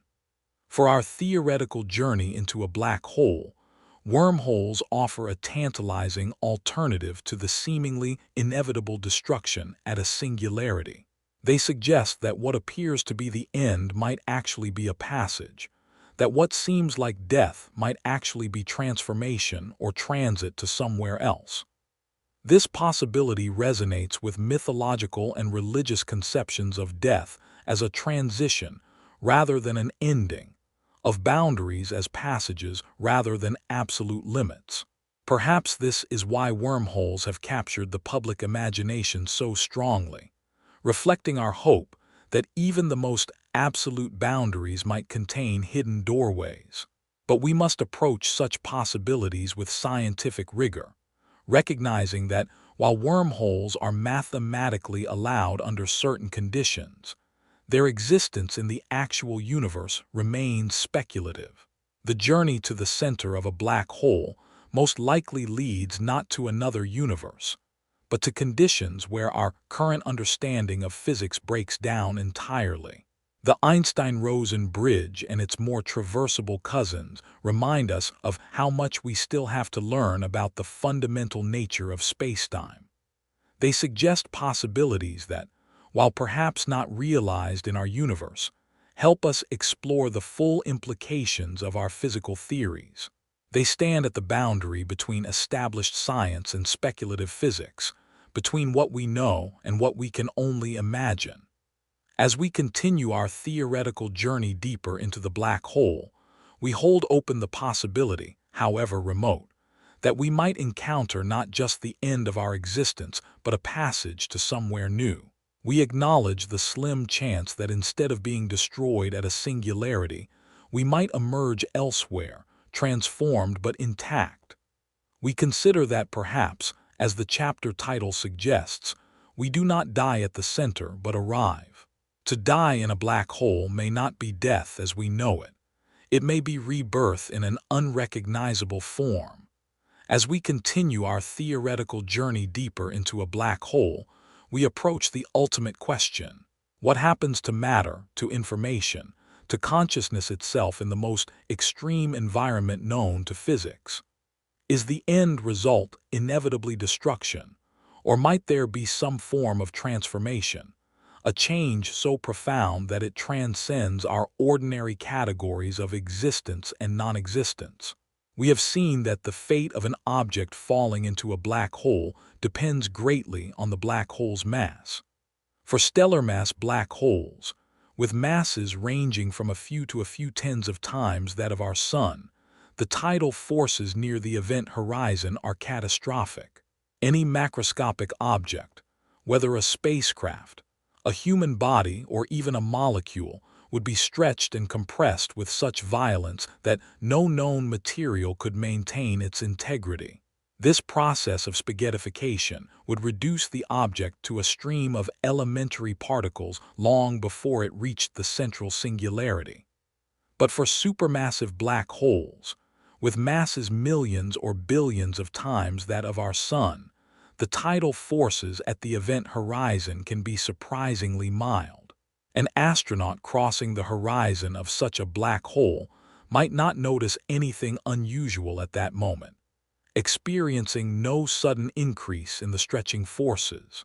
The fatal tidal forces inevitably await deeper inside, closer to the singularity, but the crossing itself could be gentle. Yet, even for these giants, the singularity looms. Classical physics insists that all paths inside the event horizon lead inexorably towards this central point of infinite density and curvature. Whether stretched apart violently or journeying inward relatively unscathed for a time, the final destination appears the same: oblivion at the singularity. Unless, of course, our understanding is incomplete, and the singularity is not an endpoint but a placeholder for a deeper theory, perhaps one involving quantum gravity, where the concepts of wormholes or other exotic structures might find a more solid footing. The center of a black hole remains the ultimate enigma, a place where known physics fails and speculation takes flight, leaving us to ponder whether it represents absolute annihilation or an arrival point beyond comprehension. Chapter 12: Transformation at the Brink. What truly happens when something crosses the event horizon, the point of no return surrounding a black hole? Does it face utter annihilation, or is it merely the beginning of a transformation so profound it defies our everyday understanding of existence? The journey into a black hole is often depicted as a one-way trip to destruction, and in many ways that picture holds true. Imagine an object, perhaps a spaceship or even an unfortunate astronaut, falling towards the abyss. Long before reaching the singularity, the immense gravitational forces would exert unimaginable stress. The difference in gravitational pull between the part of the object closer to the black hole and the part farther away would become enormous. This differential force, known as the tidal force, stretches the object vertically while compressing it horizontally, a process gruesomely termed spaghettification. For a stellar mass black hole, these tidal forces become lethal well outside the event horizon. For supermassive black holes, an observer might cross the event horizon relatively unscathed, unaware they have passed the point of no return. The fatal stretching would come later as they approached the central regions where space-time curvature becomes extreme. In either case, conventional wisdom in physics suggests that any object falling into a black hole will eventually be destroyed. The tidal forces grow without bound as the object approaches the singularity, eventually exceeding the strength of any known or theoretical material, tearing apart atoms, nuclei, and eventually elementary particles themselves. This destruction is not just the breaking of bonds between particles, but a fundamental transformation of the infalling matter. As it approaches the singularity, matter encounters conditions where our current physical theories break down, where spacetime curvature approaches infinity, and where quantum effects must become significant but are not fully described by our existing theories yet. The paradox of lost information. Destruction may not be the end of the story. In physics, we know that matter and energy cannot be truly destroyed, only transformed. The first law of thermodynamics, the conservation of energy, remains one of our most fundamental principles. Even in a black hole, this principle should still apply, though perhaps in ways we do not yet fully understand. So what happens to the energy, the mass, the information contained in an object that falls into a black hole? This question leads us to one of the most profound puzzles in theoretical physics, the black hole information paradox.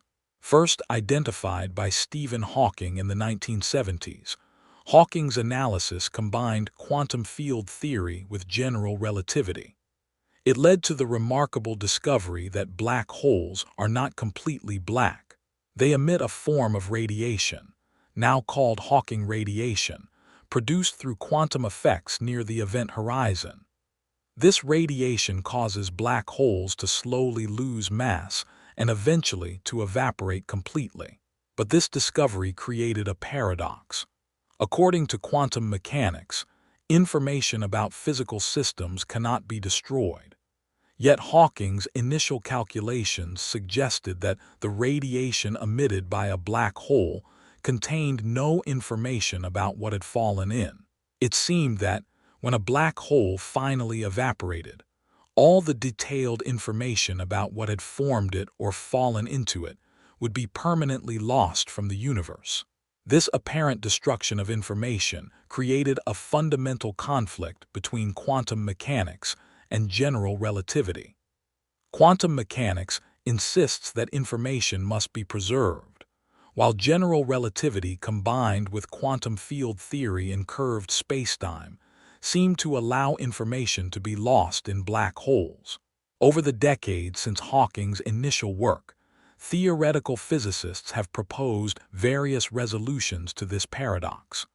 One approach suggests that the information is preserved in subtle quantum correlations within the Hawking radiation.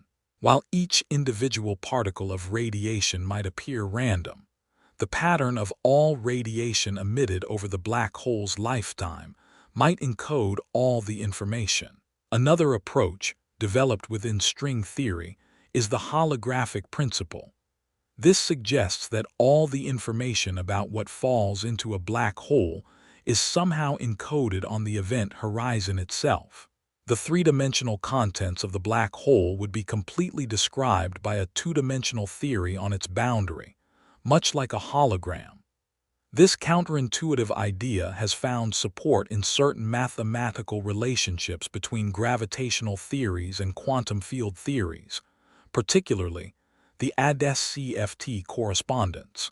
A more radical proposal is that the information is preserved because infalling matter never actually crosses the event horizon from the perspective of external observers due to extreme time dilation. Outside observers would see infalling matter appear to slow down and freeze just above the horizon. Some theories suggest the matter would then be scrambled and redisseminated back to the universe through the Hawking radiation process, thus preserving the information. Yet another possibility is that the singularity is not a point where physics breaks down completely, but a transition to another region of space-time, or perhaps another universe entirely. Information would not be destroyed but would pass through to this other domain, inaccessible but still existing. Cosmic recycling and evaporation. These various proposals highlight a profound insight. What appears as destruction from one perspective might be transformation from another. An object falling into a black hole might be destroyed as a coherent entity, but the energy, mass, and perhaps even the information contained within it might persist in a transformed state. The fate of consciousness in a black hole presents an even deeper mystery. If a conscious being were to fall in, what would happen to their subjective experience? Would consciousness simply cease when the brain's physical structure was destroyed by tidal forces? Or might there be some sense in which a transformed version of that consciousness could persist? This question takes us beyond physics into philosophy and the nature of consciousness itself. If consciousness is entirely a product of the physical brain, its destruction would presumably end consciousness. But if consciousness has aspects that transcend its particular physical implementation, there might be theoretical possibilities for its continuation in some form, though these remain highly speculative. From a conventional scientific perspective, the death of an object or person in a black hole seems inevitable. The extreme tidal forces would destroy any physical structure, including a brain, long before reaching the singularity.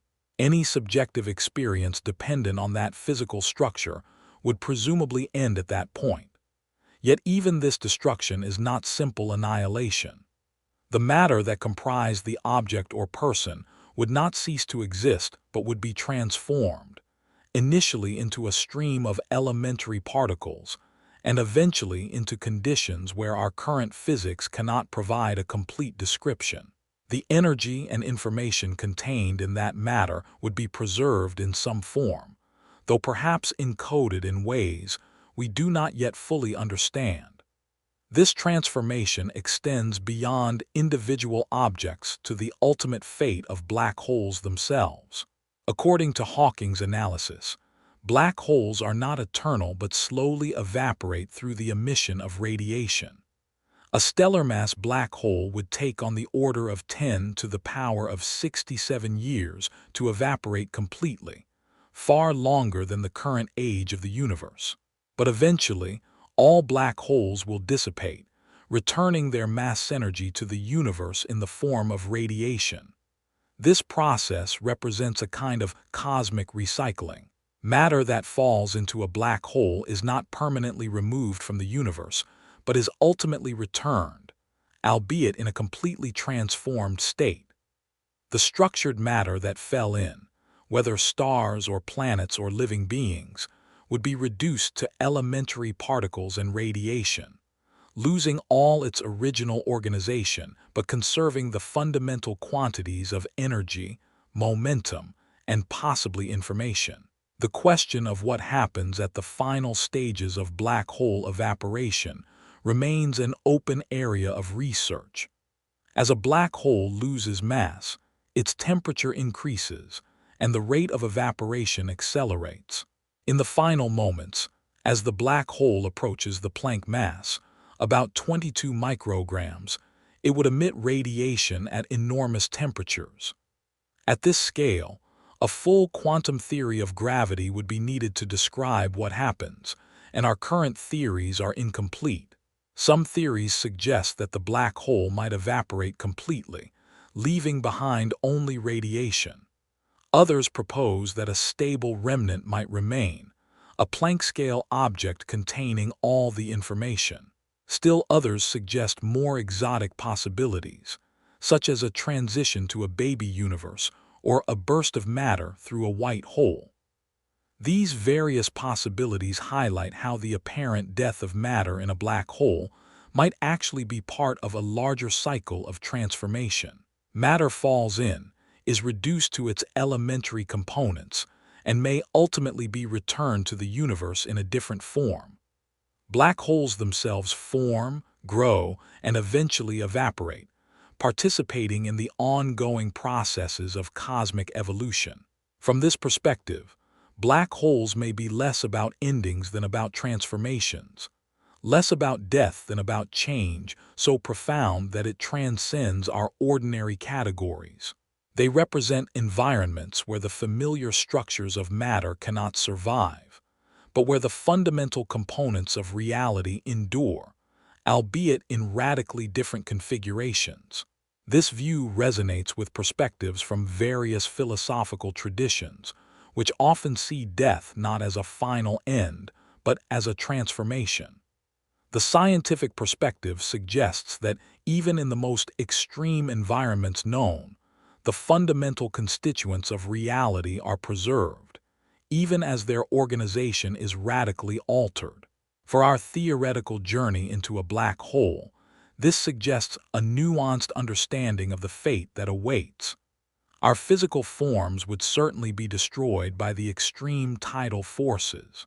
The complex structures of our bodies and brains would be reduced to streams of fundamental particles. Yet, the essence of what we are, the energy and perhaps the information, might not vanish but embark on a new, unimaginable phase within the cosmic cycle, challenging our very definitions of beginning and end. Chapter 13. Beyond the Horizon, the Quantum Frontier. Our journey has taken us across the event horizon, into the inescapable gravitational grip of the black hole, facing the inevitable disintegration by tidal forces. But what lies beyond that point of physical destruction, at the very heart of the abyss where general relativity predicts the singularity? This is where our current understanding of the universe reaches its absolute limit, where the smooth fabric of spacetime described by Einstein rips apart, and the laws of physics as we know them cease to function. It is a realm demanding a new kind of physics, a deeper theory that can reconcile the macroscopic universe of gravity with the microscopic world of quantum mechanics. Welcome to the quantum frontier, the ultimate destination in our exploration of black holes.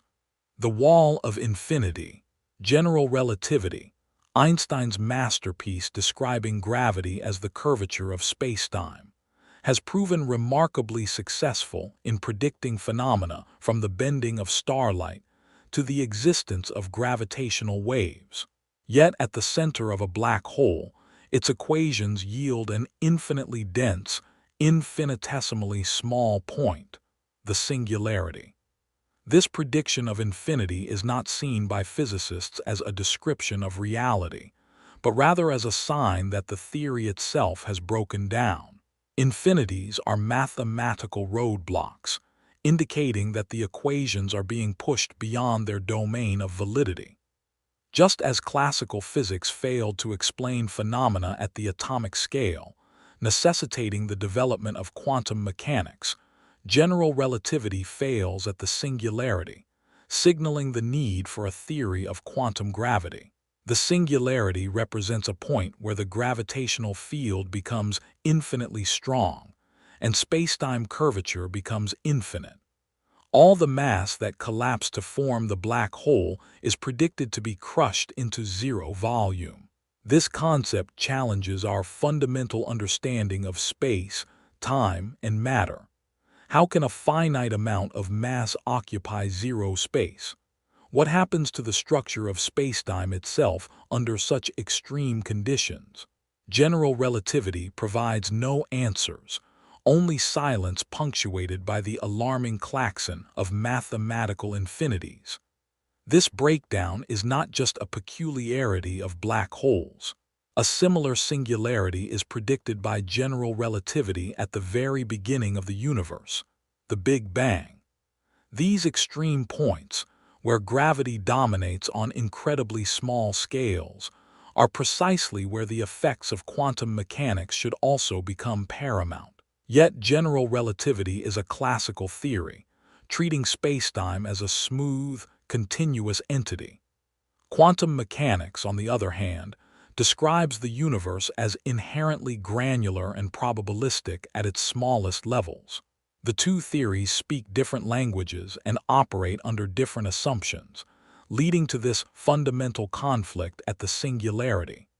Resolving this conflict is perhaps the single greatest challenge in theoretical physics today. Weaving gravity and quanta. The quest for a theory of quantum gravity aims to unite general relativity and quantum mechanics into a single, coherent framework capable of describing the universe at all scales, from the subatomic to the cosmological. Such a theory is essential not only for understanding what truly happens at the center of a black hole, but also for comprehending the origin of the universe itself. Several candidate theories are being explored, though none are yet complete or experimentally verified. String theory, for example, proposes that the fundamental constituents of reality are not point particles but tiny, vibrating strings. Different vibrational modes of these strings correspond to different particles, including the graviton, the hypothetical quantum carrier of the gravitational force. In some string theory scenarios, the singularity might be replaced by a fuzzy, extended object, resolving the infinities predicted by general relativity. Another leading approach is loop quantum gravity, which attempts to quantize spacetime itself. In this view, spacetime is not smooth and continuous, but is composed of discrete, indivisible units or loops at the Planck scale, the smallest possible scale in the universe. At the center of a black hole, according to some loop quantum gravity models, spacetime curvature would reach a maximum but finite value, preventing the formation of an infinite singularity. Instead of collapsing to a point, matter might rebound, potentially leading to scenarios where black holes could be gateways to other regions of spacetime or even other universes, although this remains highly speculative. Other approaches involve modifying general relativity at extreme energies or exploring entirely new mathematical frameworks. The common goal is to eliminate the singularity and provide a physically sensible description of the black hole's core. What might replace the singularity according to these nascent theories? Perhaps it's a region of spacetime foam, a chaotic, fluctuating quantum soup where the distinction between space and time blurs. Maybe it's a Planck star, an incredibly dense but finite object held up by quantum pressure, bouncing back after reaching a minimum size. Or perhaps information falling into the black hole isn't destroyed at a singularity, but is encoded in the quantum structure near the center, potentially resolving the information paradox. These ideas are at the forefront of theoretical physics, pushing the boundaries of imagination and mathematics. The information enigma revisited. The nature of the singularity is intimately tied to the black hole information paradox. If a singularity truly exists and represents an endpoint for spacetime, what happens to the information carried by matter that falls into it? Quantum mechanics insists that information cannot be fundamentally destroyed, yet general relativity suggests it vanishes into the singularity. Hawking radiation offered a potential wrinkle, suggesting black holes evaporate over immense timescales, seemingly carrying information away. However, Calculations initially suggested this radiation was thermal, meaning it was random and carried no specific information about what fell in, deepening the paradox. If quantum gravity eliminates the singularity, it might also provide a mechanism for information preservation. Perhaps information is stored in the quantum structure that replaces the singularity, or maybe it's subtly encoded in the outgoing Hawking radiation through quantum entanglement effects, as suggested by more recent theoretical developments like the holographic principle or the firewall paradox resolutions. The holographic principle, arising from string theory, suggests that all the information contained within a volume of space can be represented on the boundary of that space, like a hologram. Applied to black holes, it implies the information about what fell in might be stored on the event horizon itself, a two-dimensional surface, rather than within the three-dimensional interior. This could potentially allow information to escape as the black hole evaporates via Hawking radiation, which originates near the horizon. Resolving the information paradox is crucial because it lies at the intersection of our fundamental theories. Its resolution will likely require profound insights from quantum gravity, potentially changing our understanding of space-time, information, and the quantum nature of reality itself. Black holes, therefore, are not just cosmic vacuum cleaners, but invaluable theoretical laboratories. They force our most successful theories into conflict, highlighting their limitations and pointing the way toward a deeper, more unified understanding of the cosmos. Studying these extreme objects, whether through theoretical calculations, astronomical observations via telescopes like the Event Horizon Telescope, or the detection of gravitational waves from merging black holes by instruments like LIGO and Virgo, allows us to probe physics in regimes unattainable anywhere else. Each gravitational wave signal from merging black holes carries information about the strong gravity regime near the event horizons, testing the predictions of general relativity with increasing precision. Future upgrades to gravitational wave detectors and the development of space-based detectors like LISA promise even more detailed insights. Similarly, ongoing efforts by the Event Horizon Telescope collaboration aim to produce sharper images of black hole shadows and potentially even observe phenomena related to frame dragging or the launching of relativistic jets, providing direct visual tests of Einstein's theory in the most extreme environments. The theoretical puzzles posed by black holes, particularly the singularity and the information paradox, continue to drive innovation in fundamental physics. They challenge us to think beyond our current paradigms, to imagine new possibilities for the structure of space-time and the nature of information at the quantum level. The answers, when found, will not only illuminate the darkest objects in the universe, but will likely revolutionize our understanding of the fundamental laws governing all of reality. Our journey into the black hole ends here, not with definitive answers, but with profound questions that echo from the edge of spacetime and the dawn of quantum gravity. What truly lies at the heart of the abyss remains one of the greatest unsolved mysteries in science. It is a testament to the enduring power of human curiosity that we continue to probe these enigmatic objects, seeking to understand the limits of nature, and in doing so, the limits of our own knowledge. The black hole, once a mere theoretical curiosity, now stands as a beacon, guiding us toward the next revolution in physics.